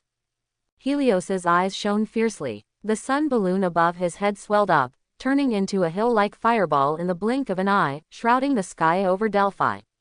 A crimson fireball covered the entire city-state. Whether it was the believers in front of the temple or the residents of the city, they all saw the red sun. Mortals, welcome the wrath of God. Helios roared into the sky, and the huge fireball released infinitely high temperature, completely erasing the city-state below from the ground. Chiron's face was dignified, and the stars all over his body spread violently, forming a colorful shield to resist the high temperature. Sad people, do you think you can protect them? Blazing flames surging like a tidal wave. Like a series of flame fists, it bombarded the starlight shield. Boom boom boom. The continuous impact made the huge mask tremble, and Chiron spat out a mouthful of blood. Teacher, Tekasha looked at him worriedly. After lighting up the stars, my fighting spirit is already comparable to that of the upper gods, and I am the bloodline of Kronos, with the same blood as Zeus, Poseidon, and Hades, and my strength is still better than that of ordinary upper gods. Quote. Chiron looked at her bitterly, but Helios is the main god, and he is not the weakest one. My strength is not enough to match him, child, I can't last long. I have lived for tens of thousands of years, and there is nothing to die here, but Delphi cannot be destroyed, and the belief in the god of light must be preserved. He spoke excitedly, but Tekasha interrupted him. Teacher, the belief in the god of light will be passed down forever, because he is destined to be the god of the gods, the Lord who brings light. She still looks like a girl, her clear eyes are full of devotion. With her right fist tapped between her eyebrows, she looked up at the sky and recited. Great God of light, you are the brightest star in the vast sky, you are the Lord of mercy and discernment, your brilliance will surely walk in the sky, in the earth, in the sea, and in the hearts of all spirits. Her solemn voice infected all the people who fell into fear under the red sun. Gaze at the tall statue in front of the temple. All the people of Delphi chanted the name that belongs to the light at the same time. Look to the sky with hopeful eyes. A solemn voice shook Helios. He roared with jealousy. You ignorant mortals, Apollo can't save you, so let me die. The crimson sun swelled up again, and endless flames spewed down. The shield of starlight condensed was torn. At this moment, a golden light ripped apart the flames in the sky. Tekasha's devout and admiring gaze focused, and a golden divine figure appeared in front of Helios. Helios, you should stop. In the bright light, Apollo said quietly. The endless splendid rays of light tore apart the overwhelming crimson flames, and a huge fireball like the sun in the sky exploded. Belonging to the realm of light, shrouding Delphi. Great God of light, you have not forgotten your followers. Praise the light, praise you. Staring at the stalwart figure similar to the statue in front of the temple, the people of Delphi trembled and cheered under the golden light. Supporting the collapsed Chiron, Tekasha's eyes remained motionless in the sky. Looking at the golden figure that was the same as before, crystal tears suddenly appeared in her eyes. The sound of praise below made Helios' face distorted, and he stared at the golden figure shrouded in the light with his eyes that were almost spitting out flames. That old Okeanos is such a waste that he didn't even stop you. He growled and growled, like a maned dog whose head was stomped on its tail. Apollo looked at him calmly and asked, why hurt my followers? Why? Helios sneered. He looked down at the mortals below and said with disgust, if you want to blame these ignorant mortals, you only know how to believe in you, a hypocrite. I am the sun god, the source of all light, and they should all believe in me. Is it just this reason? Apollo frowned and looked at Helios, feeling that something was wrong. Helios is also the leader of the Titans after all. He participated in the Titan War, stood on the opposite side of Zeus, and finally retreated. Such a master god should not be so reckless and unwise. HMPH, that's my reason. Helios growled, his face twisted. Apollo felt that something was wrong, but he knew it wasn't the time to think about it. He looked at Helios coldly, and the infinite light was blooming. The surging divine power is like a torrent, drowning Helios. It's good to come, since these people believe in you so much, then I will defeat you in front of them. Let everyone in the sky and the earth know who is the real great God. Quote. Helios roared loudly, and divine power pulled the sun in the sky, and the endless light and heat burst out. The realm of light, smash the false. Apollo's expression was indifferent, and the field of dawn opened up majestically. In the past 30 years, although he has put his main energy on the cultivation of the etheric body. However, the power of the bloodline of the original God level, or unconsciously, let his God power quietly reach the level of the fifth order peak of the main God. At this moment, the realm of dawn is being driven, and the power of this field has reached its limit. Comparable to the ninth order power of the Lord God. And although Helios is a senior Lord God, his divine power barely reaches the sixth order level of the Lord God. The kingdom of light raged and raged, accompanied by a loud bang. The light and heat condensed by Helios shattered and dimmed. Under the gaze of all the people of the city-state of Delphi, a brilliant light covered Helios' tall body. The blazing heat engulfed his body and his spirit. Impossible, it's impossible. Helios couldn't believe it, he didn't believe he would lose. And lost so quickly, so without suspense. The sky, the earth, the ocean, and even the underworld, the gods who have been disturbed all over the world, are also unbelievable. Witnessed Apollo's defeat of Okeanos. They all understood that with the strength of Helios, it was impossible to be the opponent of Apollo's terrifying divine body. But now Apollo didn't have a close fight with it at all. Just opened up the power of the field. Defeated Helios like this. The gods could not believe it. Helios was by no means weak, he was the son of the Titans, Hyperion, the god of the sky, and Ea, the goddess of light. At the beginning of the Titan War, facing the three Zeus brothers, his performance was not bad, and he was brave and able to fight. But now facing the son of Zeus, he was defeated so miserably, so fast. Is he too useless, or is his opponent too strong and terrible? The gods stared at the golden figure shrouded in light with shocking eyes. The people of Delphi below are also looking up at the sky in admiration. Immediately, he praised the light aloud and recited the honorable name of Apollo. Great God of light, you are the brightest star in the vast sky, you are the Lord of mercy and discernment, your brilliance will surely walk in the sky, in the earth, in the sea, and in the hearts of all spirits. The sincere prayers made Helios, who was trapped in the infinite light, even more distorted.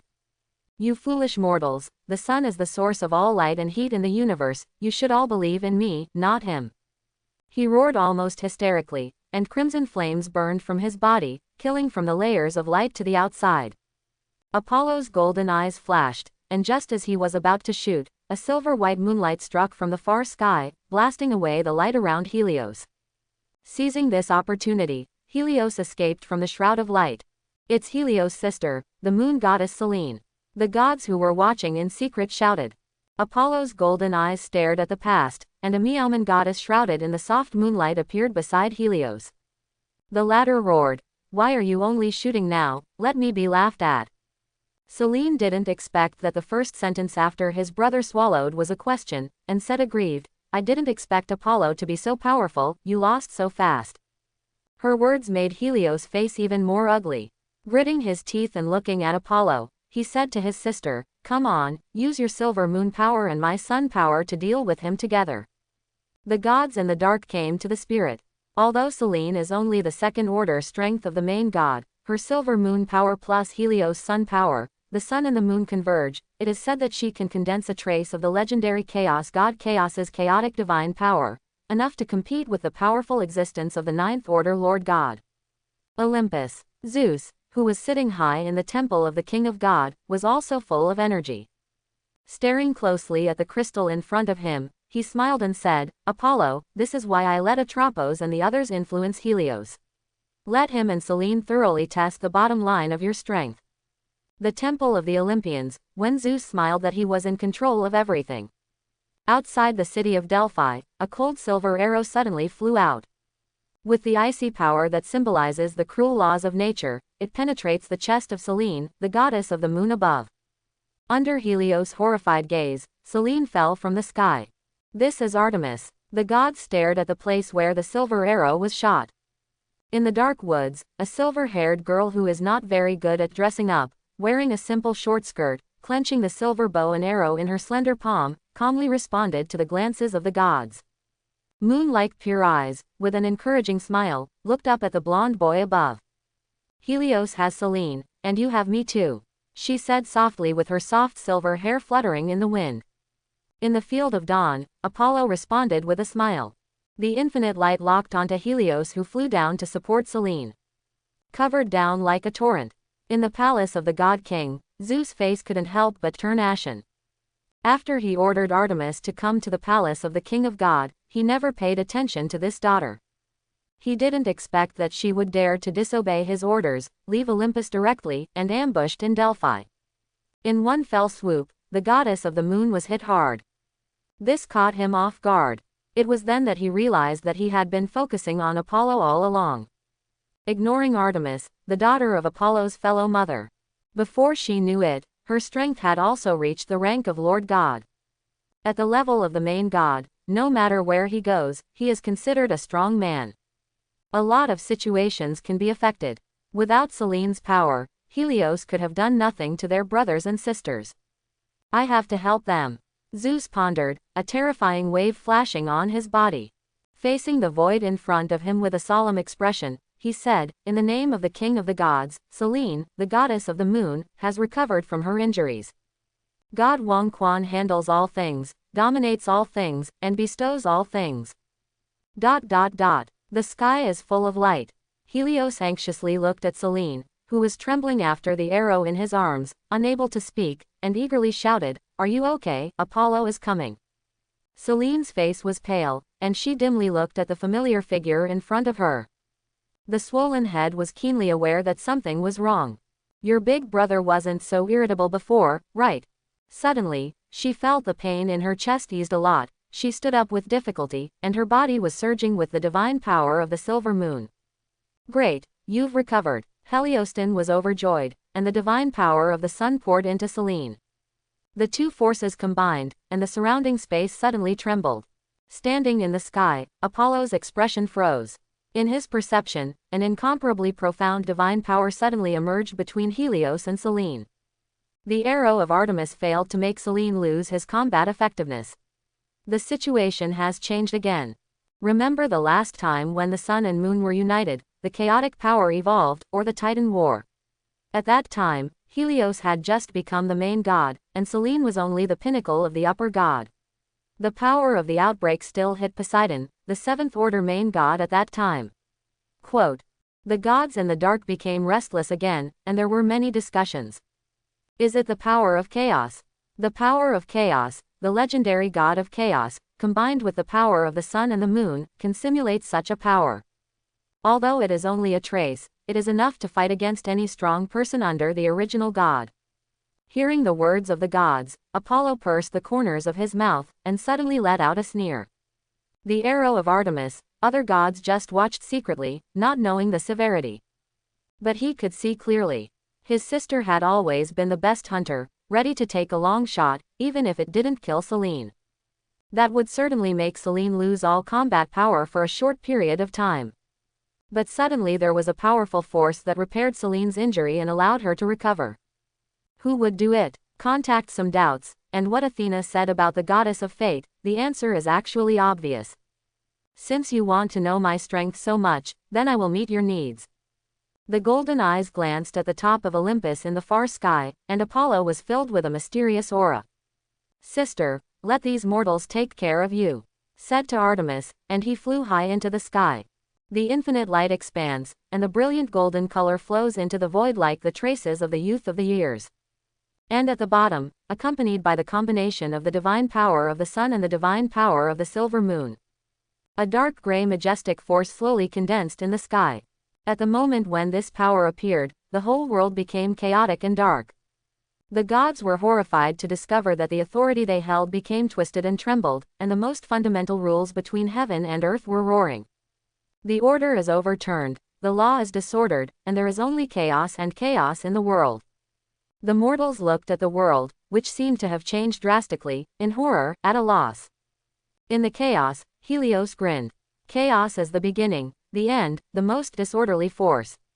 Apollo, my chaotic divine power is the supreme power that can confuse all authority and divine power. Tremble before it. Suddenly, a majestic chaotic force shrouded Apollo in the air. Boom! Under the erosion of the power of chaos, the dawn field around Apollo became dim every inch. Like the sun at noon when it reaches the evening, it is gray and dull, and it will disappear into the sky, and the dark night will replace everything. Ha ha, aren't you the god of light? How does it feel to be in the dark? Helios couldn't stop laughing. Can't wait to see the scene where Apollo falls into infinite chaos. But suddenly heard a sigh. Helios, you call yourself the god of the sun, but you don't know that the moment when the sun dies is the real brightest moment. Dusk, Fang is the real bright trial. Suddenly, in endless chaos and disorder, a faint light slowly rose. It is not the usual bright golden color, but a dull orange-red brilliance. Like the afterglow of the sunset. Deep gray, symbolizing twilight. Twilight is death, destruction, and end. It is the final judgment of light. In the dim dusk, Apollo's figure was deep. Twilight judgment. A 2-star divine art from an advanced treasure chest. This is a purely offensive magic. Its appearance symbolizes the judgment of light and the final reckoning. In the infinite twilight, Apollo walked in the kingdom of twilight. And beyond this dusk, there is endless disorder and chaos. The world is out of order, the laws of the universe are disordered, and everything is in chaos. The gods are panicking, and the mortals are panicking.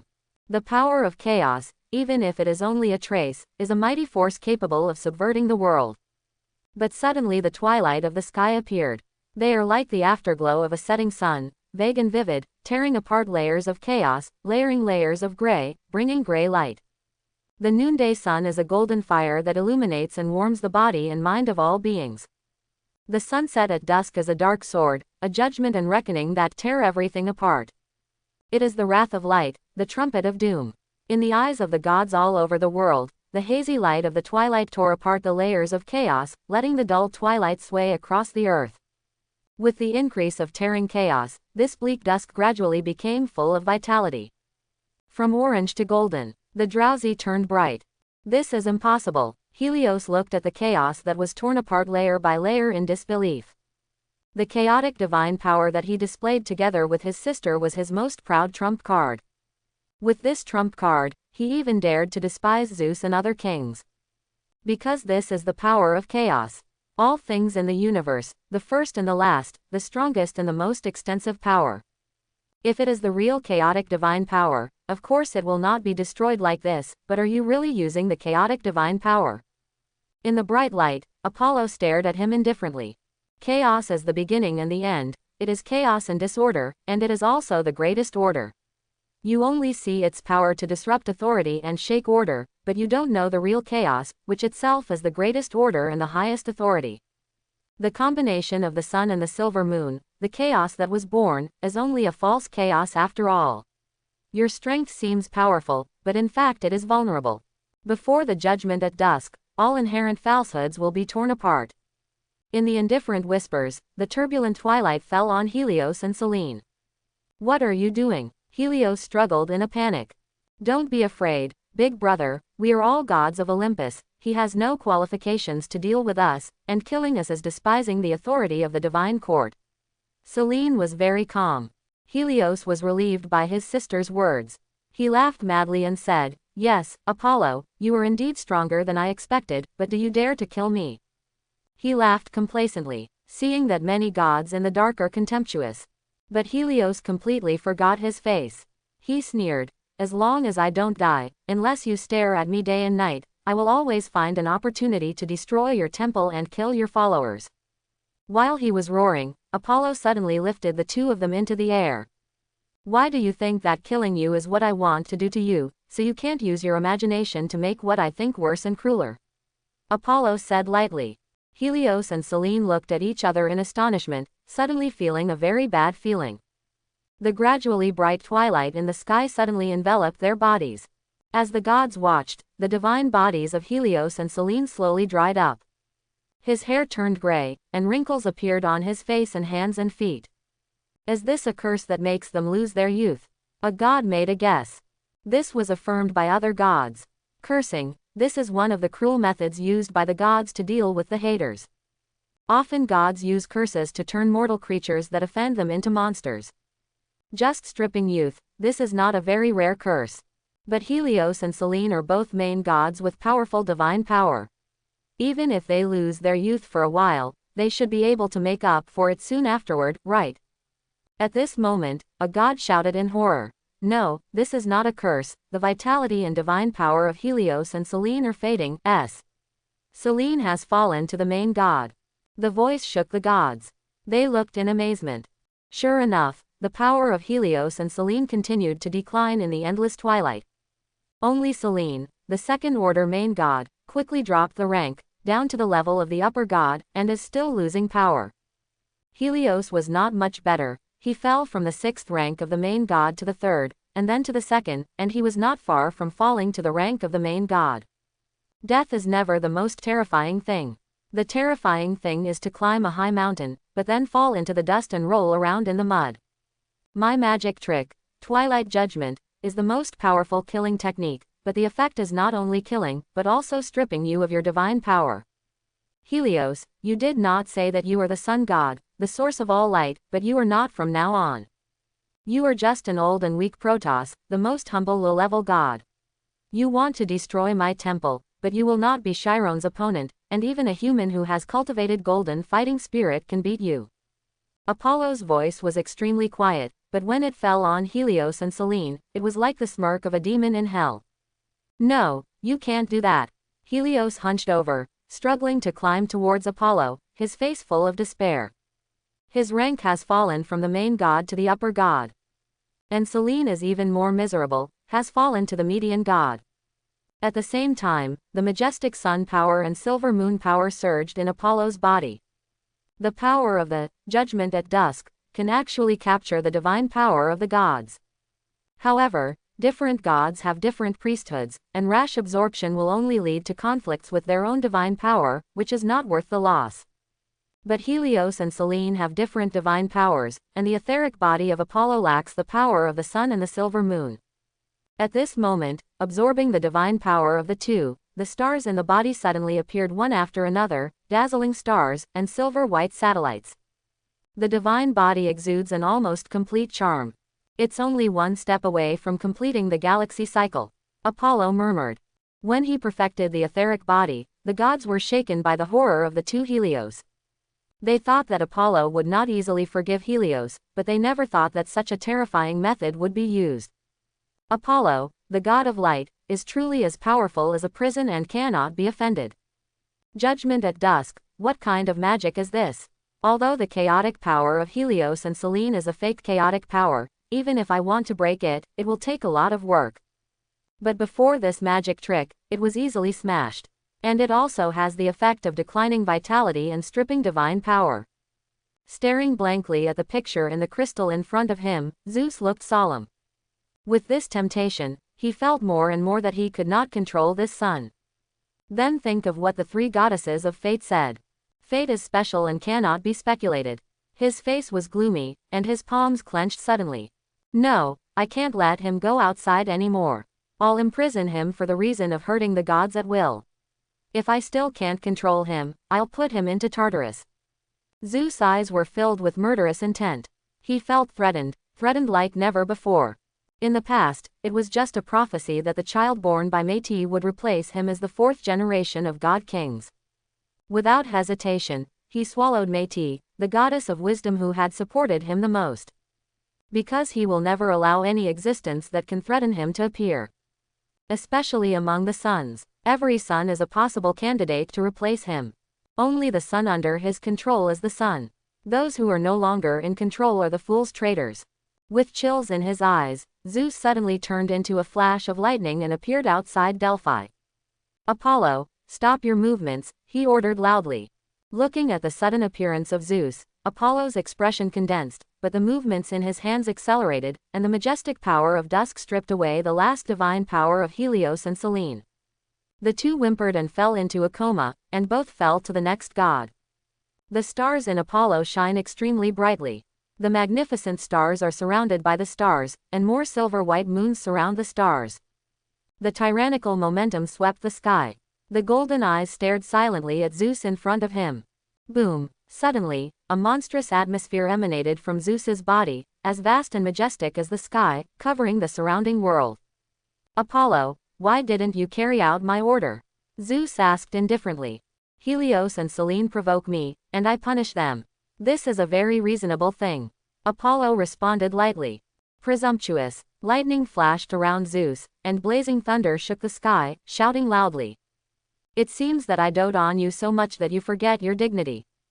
I am the king of the gods, and my command as the supreme will never allow disobedience. Helios and Selene are certainly wrong, but you are not qualified to judge them. You blatantly violated the majesty of the court of gods. Follow me back to confinement for 1,000 years. Zeus's voice echoed between the sky and the earth. The gods were amazed. Originally, when Zeus appeared, they thought it was the king of the gods who wanted to help their son deal with the follow-up. But I didn't expect that the first thing Zeus would do was to scold Apollo. How is this going? He's in trouble so soon. In the temple of the goddess of agriculture, Demeter, who was holding Persephone, who was continuing to pay attention to the affairs of Delphi, suddenly turned pale. Staring into the sky, she murmured, Zeus, my brother, my husband. Are you so ruthless, so cruel? Just showing a little bit of strength, you must kill him. At the same time, in the temple of the goddess of wisdom, Athena's eyes flashed while sitting at the table in the room. Looking at the dressing table in front of her, she said to herself, I didn't expect this day to come so soon. I thought the fake father and son Wang Chen could last for a long time. With a sigh, the goddess of wisdom turned into a ray of light and flew into the sky. Deep in the ocean, Poseidon's eyes were light, and he suddenly sneered, Zeus, your son is really good, so you can't bear it so quickly. And not far from him, the graceful and beautiful Amphitrite, her delicate cheeks flickered hesitantly. Apollo, why did you cause Zeus to attack so quickly? If the situation really turns to the worst, should I come forward to help you? She whispered in her heart. In the dark underworld, Hades, the king of the underworld sitting high on the dark throne, opened his deep eyes, stared at the sky, and sneered. The blood of the god king, the fate of father and son can never be avoided. This may be the curse of fate on us. Zeus, do you resolve a crisis again, or repeat the old path of Cronus and Uranus? Quote. His deep eyes were filled with anticipation. Under the projections of the gods from all sides, the aura of Zeus became more and more high, like the boundless sky, overlooking all living beings. One after another violent lightning, erupting into the void like fireworks, dazzling arcs wandering like thin snakes, and violent thunder echoes the universe. Staring coldly at Apollo standing in the light, he said solemnly, My child, as long as you are willing to admit your mistakes and repent, after 1,000 years of confinement, you will still be my most beloved son, my pride, the most honorable god of Olympus. It's a lie. Before Apollo could answer, Artemis, whose silver hair was flying in the distance, flew towards him at high speed with a chill on his cheeks. She stood beside Apollo and looked at Zeus with the most determined eyes. Our Father God, you are the King of kings who rule the whole world. Your power makes the gods tremble, and your majesty makes the universe tremble. But in my eyes, you have never been a real king. Your words are full of lies, your judgment is unfair, and you only see power and domination in your eyes, without any kindness or affection. If you want to imprison my brother, don't use such a hypocritical excuse. Because no matter what excuse you have to step on my body first. The voice of Artemis stretched in all directions, like a high-pitched music, filling the vast sky and the earth, falling into the ears of every god. The gods were stunned. Disobedient daughter, stop your nonsense. Zeus's face was full of anger, and a thick bolt of lightning struck Artemis. He never thought that someone would dare to challenge his majesty and accuse him of all his actions in front of the gods. Only by cleaning the world with thunder can we clean up such humiliation. But when his thunder fell, the brilliant power of light took the lead in blocking Artemis and blocking the thunder. Apollo looked at the beautiful elder sister beside him tenderly, and said softly, Sister, I really didn't realize that before. You have such a sharp sword that could tear apart all the ugly figurines. Choosing to appear at this time shows that he has made up his mind. Then our brothers and sisters also use the firmest will to try the invincible might of the so-called king of the gods. Holding his sister's hand, an unprecedented blazing light suddenly appeared on his body. And in the sky, the thunder that gathered around suddenly burst out. Arrogant son, disobedient daughter, you are so disappointing to me. In the vast expanse of the sky, thousands of lightning bolts roamed swiftly, and bursts of thunder echoed across the universe. It was as if the sky was angry and wanted to bring down the most terrifying divine punishment. Zeus held the lightning spear in one hand, and the stalwart body was completely integrated into the sky and thunder and lightning, and the icy eyes flashed with arcs, filling the atmosphere of destruction. Looking at the power of light flashing in front of him, he roared in a low voice. Apollo, Artemis, I will split your flesh into ashes with lightning that symbolizes my authority. Then with the supreme authority of the king of the gods, I will fish out your souls, bind them in the sky, and use fire burns. This is the price you pay for offending your father, the greatest king of the gods. Boom! Thousands of thunders smashed into the realm of light like a shower, destroying the sky and destroying the earth. Space is torn apart, rules are shaken, and the universe is shaken. Whether in the earth or in the sea, in Olympus or the dark underworld, it is a god or a mortal thing, a life or a dead soul. At this moment, they all felt the terrifying trembling deep into their souls. Apollo laughed. Glancing at his sister beside him, he suddenly walked out of the bright field step by step. Do not use divine power, do not use authority. Walk gently and comfortably before the thunder. Open your arms to the sky, like bathing in the sea breeze on the beach in the afternoon. Boom boom boom. Lightning streaks, with the most terrifying power of destruction, struck his thin figure like a shower of rain. The loud thunder of thunder echoed in the sky, and the dazzling arc was as brilliant as the sun. The surrounding space was distorted and collapsed by this terrifying force. But under the gaze of the gods, the golden figure had a comfortable face, bathing in the ocean of thunder, like a hot spring. The light of the stars flickered on him. Like the most sturdy and immovable mountain, let the wind and rain shake the earth. He is immortal, such a god. Even if he had known it before, the moment he faced directly, Zeus still had an unparalleled shock in his eyes. His lightning is the mightiest power to judge the gods.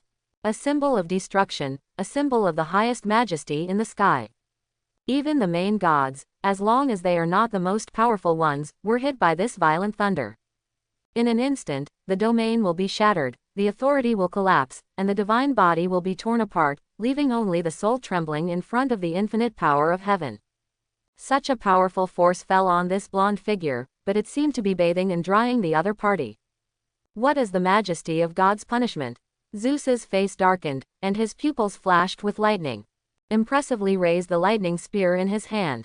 This is one of the greatest artifacts in the world, the highest masterpiece of Vulcan Hephaestus. The court of Olympus, where the supreme majesty lies. When it was lifted, the whole world trembled. The infinite lightning that had ravaged the void flashed dazzlingly, and dense clouds gathered over the spearhead, and the surging waves of destruction slowly condensed.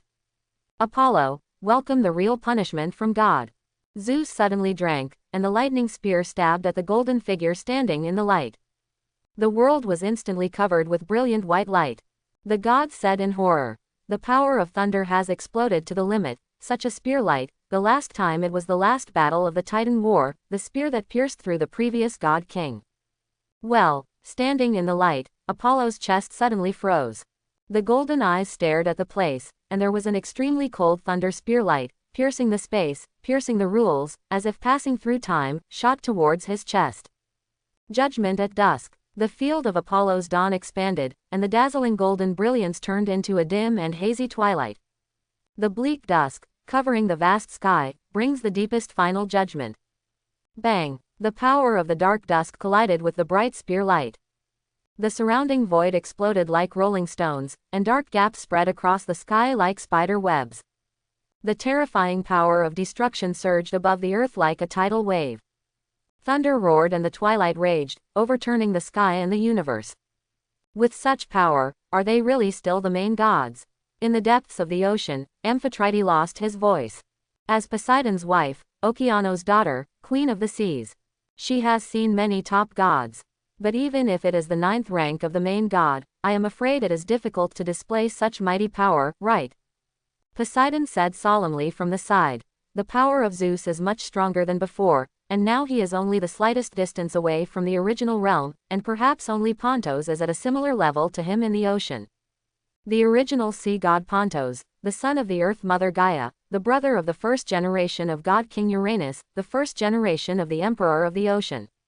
Among the 3 great emperors today, Pontos's strength is the most unfathomable. There are even rumors that he has already set foot in the original. Has Zeus, who is considered his grandchild, reached the same level as him? Amphitrite was both surprised and not surprised. After all, Zeus is the king of the gods, the most outstanding god of the 3rd generation of the Protoss. But Apollo, he was born less than 100 years ago. His wife's words made Poseidon's solemn face darken. He sighed. Yeah, it's only been less than 100 years. I finally understand why Zeus made up his mind so quickly and so ruthlessly. Inside the underworld, Hades the Hades also sighed. What a god of light, Hecate, you admire him so much, and never forget him. His dark eyes fell on the brown skirt girl who had just arrived from the night field. Hecate blushed and retorted. He is also a conscience, he is no better than Zeus, he hasn't thought of seeing me for so many years, he must be hooking up with other goddesses outside. Even though she said that, her clear eyes were still full of worry, anxiously paying attention to the movement of the earth. Thunder and light intertwined, spearlight collided with dusk. Intense vibrations stretched across the sky. The aftermath of terror ravaged the land. The figures of Zeus and Apollo leap in the sky, in the mountains, and in the lakes. One after another thunder, wisps of light. Let the mountains collapse, let the earth sink, let the rivers evaporate, let the world shake. The terrifying waves shocked all beings on the earth. In the city-state of Delphi, Chiron, Tekasha and others looked at the terrifying power intertwined in the sky at a loss. What happened today really shocked their cognition.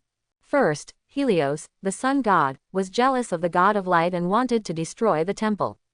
The god of light descended to suppress the sun god and moon goddess. But then the king of the gods appeared to punish the god of light. The god of light and the god king fought outside the city-state. The terrifying aftermath at the beginning almost destroyed the entire city-state. Fortunately, the silver-haired and holy sister of the god of light, Artemis, the goddess of hunting, protected the city with divine power. Seeing the 2 stalwart figures fighting in the distance gradually, many of Delphi's people were in a trance. They are all followers of the god of light. If other gods offend the god of light, they must support the god of light. But now it is the king of the gods who is shooting. King of Olympus, ruler of all things in the universe. Will the god of light be his opponent? Believers are confused. Suddenly, their most respected chief Chiron sneered from above. What is the king of the gods? Half of the blood flowing on his body is the same as mine. The so-called gods of Olympus are just a group of hypocritical and despicable barbarians, only the god of light is the real one, the gods. He may not have the highest status and the strongest divine power among the gods, and he is even my junior in terms of seniority. But only he can bring light and guidance to all beings on earth, and bestow all souls with kindness. 95. Thousands of believers and many gods watched. The illegitimate son of the 2nd generation god king, he cultivated the power of the stars in the constellation of the horoscope, and is comparable to the master of the heroes of the upper gods. The 4 hooves were bent lightly, the right fist lightly tapped between the eyebrows, looking at the golden figure in the distance, he recited reverently. Great God of light, you are the brightest star in the sky, you are the Lord of kindness and discernment, your brilliance will surely walk in the sky, the earth, the sea, and everything. The heart of the Spirit, praise the light, praise you. 35. His high prayers infected every believer in Delphi. At the same time, thousands of people tapped their right fists between their foreheads and followed the chant. Thousands of prayer sounds intertwined, like a thunderous sound, shaking in the ears of every god. In the sky, Zeus, shrouded in thousands of thunders, shook the universe with his anger. Ignorant mortals who violate the majesty of the king of the gods, you will be baptized by thunder after Apollo is punished. He said in a shocking tone of hatred. But the prayers below grew louder. At the same time, a majestic torrent of light swept through his whole body. Zeus gritted his teeth and stared at the golden figure approaching step by step in the distance. Apollo, I know your divine body is powerful, but you won't have the chance to get close to me. Because I am the supreme master of all things in the universe, the supreme king who rules and rules over everything. Amidst the echoes of the thunder, an unprecedented mighty force condensed in the sky. Ocean, Hades, Olympus. Many gods changed color at the same time, spit out a name in a shocking tone. God's authority. There are countless priesthoods and authorities in the world. Each kind of authority has its own unique function, and there is only the difference between the strength and weakness of the divine power, but there is no such thing as upper and lower authority. Even if there are several primordial gods, their authority cannot be said to be higher than that of ordinary gods. It's just that they are powerful and mighty. There is only one authority, which is above all the authority of the gods. That is the authority of the King of God. This is an authority over authority. It represents the supreme domination and domination of all things in the universe. No matter how powerful the gods are, in front of the authority of the God King, their power will be suppressed, and they will bow their heads and become ministers. The first court period. Uranus, the king of the gods, holds the authority of the king of gods, forcing both his god queen and his mother, the powerful primordial god Earth Mother Gaia, to bow down. This is the mighty power of the authority of the king of God. Later, the mother of the earth, Gaia, instigated 12 children to launch a sneak attack on him, stripping away the authority of the king of gods, and then overthrow Uranus. During the reign of the Titans, the second-generation god king, Cronus, also suppressed the universe with the authority of the god king. Gaia, the mother of the earth, was forced to live in seclusion. Tartarus, the god of the abyss, Nyx, the goddess of the night, and Erebos, the god of darkness, all retreated to the underworld. The glory of the Titans has spread all over the world. However, with the arrogance and domineering of Cronus, the mother of the earth, Gaia, secretly supported the Zeus brothers, launched the battle of the God King, and stripped the power of the God King again.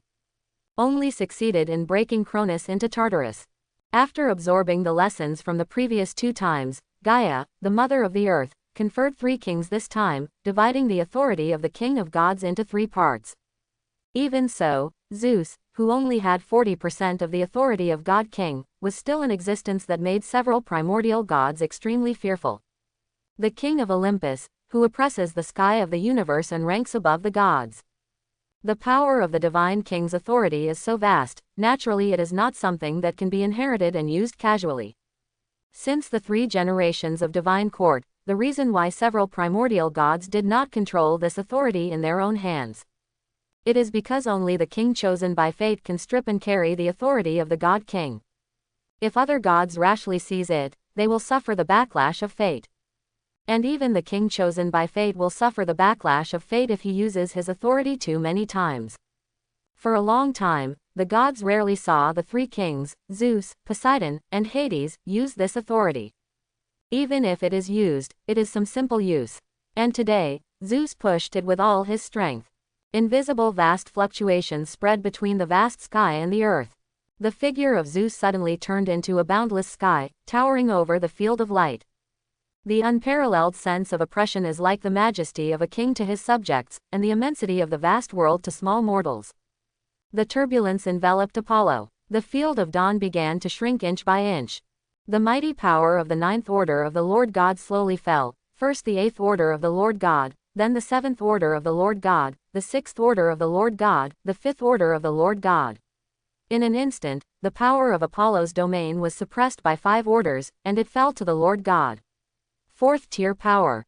The gods watching the battle were all shocked. For ordinary main gods, the power of the domain is the greatest way to express their own divine power and authority. You are suppressed by 5 dB ranks, and an opponent who was originally equal in size will be able to defeat you in an instant. What a terrifying God-King authority, completely restraining any god, any divine power. The gods whispered in panic. But they also had a glimmer of hope. If it is another god, and the divine power is suppressed by 5 ranks, it will definitely be defeated, but the Apollo god body is strong, not weak to the 9th rank of the main god, there may be hope. Some of the gods have expectations. Even the gods hate their rulers, and most of the gods are looking forward to seeing the aloof god king being shaken. Under the eyes of the gods, Apollo's golden eyes were dignified and his figure flashed suddenly in the area of dawn that had shrunk a lot. The stars of the gods shone, and the power of the ether permeated. A punch hit the sky. HMPH, you can't get close to me. Zeus sneered, prompting the authority of the god king again. In the name of the king of the gods, the space is frozen. Suddenly, the space in the direction of Apollo was frozen by a mighty force. At the same time, thunder flashed above, and a spear stabbed sharply. Apollo swept across with the power of ether, punching the surrounding space, but still stagnant for half a breath. The lightning spear stabbed him in the right shoulder. A puddle of divine blood dripped onto the ground. Apollo, 35. Outside the city-state of Delphi, Artemis' beautiful cheeks were full of worry, and his palms could not help clenching tightly. She didn't hate her incompetence so much at that moment. He clearly promised to fight side by side with his younger brother, but he could only watch him get hurt here. If she could, she would rather give up her life and go up to help Apollo. But she knew that her own strength was completely vulnerable before the authority of the terrifying god king. In the past, it would only be a burden to the younger brother, a burden that dragged him down. Athena, if it was you, it should be able to help him.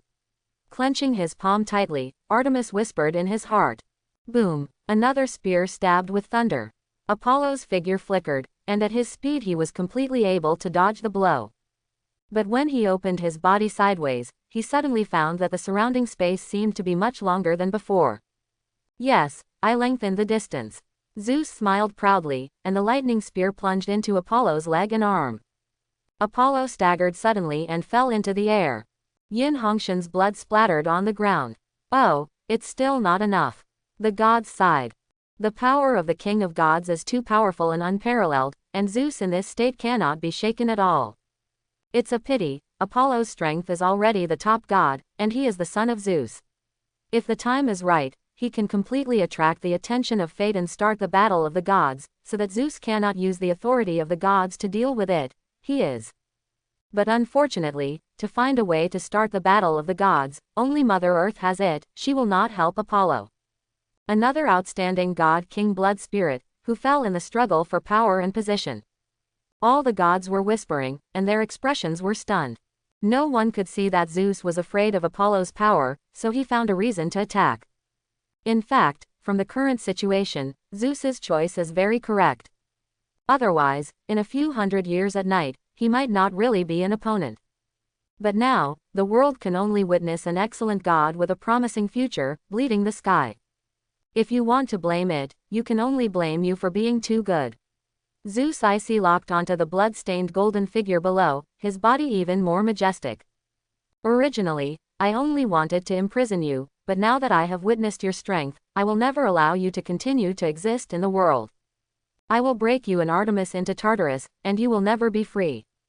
Infinite lightning flashed brightly, the king of the gods raised his spear high, and indifferently issued what he thought was the final announcement. In the depths of the ocean, Amphitrite firmly grasped the handrail beside her. I struggled in my hard weather to persuade Poseidon to take action and save Apollo. Apollo's strength is very strong. If he can escape this catastrophe, as my ally, he will definitely be able to help me control the future wars of the ocean. But can I really talk about Poseidon, and whether Poseidon can stop Zeus in this state? After thinking hard for a long time, she gritted her teeth and decided to speak. Suddenly, the face of Poseidon beside her changed wildly, and he flew out of the ocean. And in the underworld, Hecate sadly felt the blood-stained scene of Apollo, and suddenly pleaded with Hades, "Your Majesty, you also have 30% of the power of the God King. If you take action, you can definitely stop Zeus, and please save Apollo." Hades glanced at her and said indifferently, "Zeus has made up his mind, and no one can shake his will. But don't worry too much, being beaten into Tartarus doesn't mean that there is no life." 99. When he was talking, his pupils shrank suddenly. Immediately, it turned into a dim light and rushed out of the underworld. Zeus, the power of the king of gods is indeed very powerful, but do you really think you can eat me? Feeling the icy oppression above, Apollo gracefully and calmly wiped the blood on his body. The golden eyes calmly stared at Zeus, who came step by step. The king of the gods frowned and said with a sneer, "Do you think you can turn the tables, my arrogant son?" Even though he said so, he still tried his best to increase the mighty power of the authority of the King of God. At the same time, the lightning spear was raised high. At this moment, the whole world suddenly trembled. Apollo drew a sword with indifferent eyes. A rusty mottled ancient sword. When the blade of the rusty sword was raised high, in the deepest part of the earth, in a majestic palace, the stalwart goddess, Gaia, the mother of the earth, wearing a long khaki dress and exuding a boundless aura, opened her eyes. In the depths of the underworld, a place surrounded by endless darkness, a beautiful goddess wearing a thick black dress and a thin veil also woke up from her deep sleep, her beautiful eyes filled with surprise. Not far from her here, in a deep and dark abyss, a vaguely distorted, deep figure sitting high on the throne suddenly let out a low drink. In today's era, how can there be a device for destroying the world? I hope everyone will support it and subscribe more.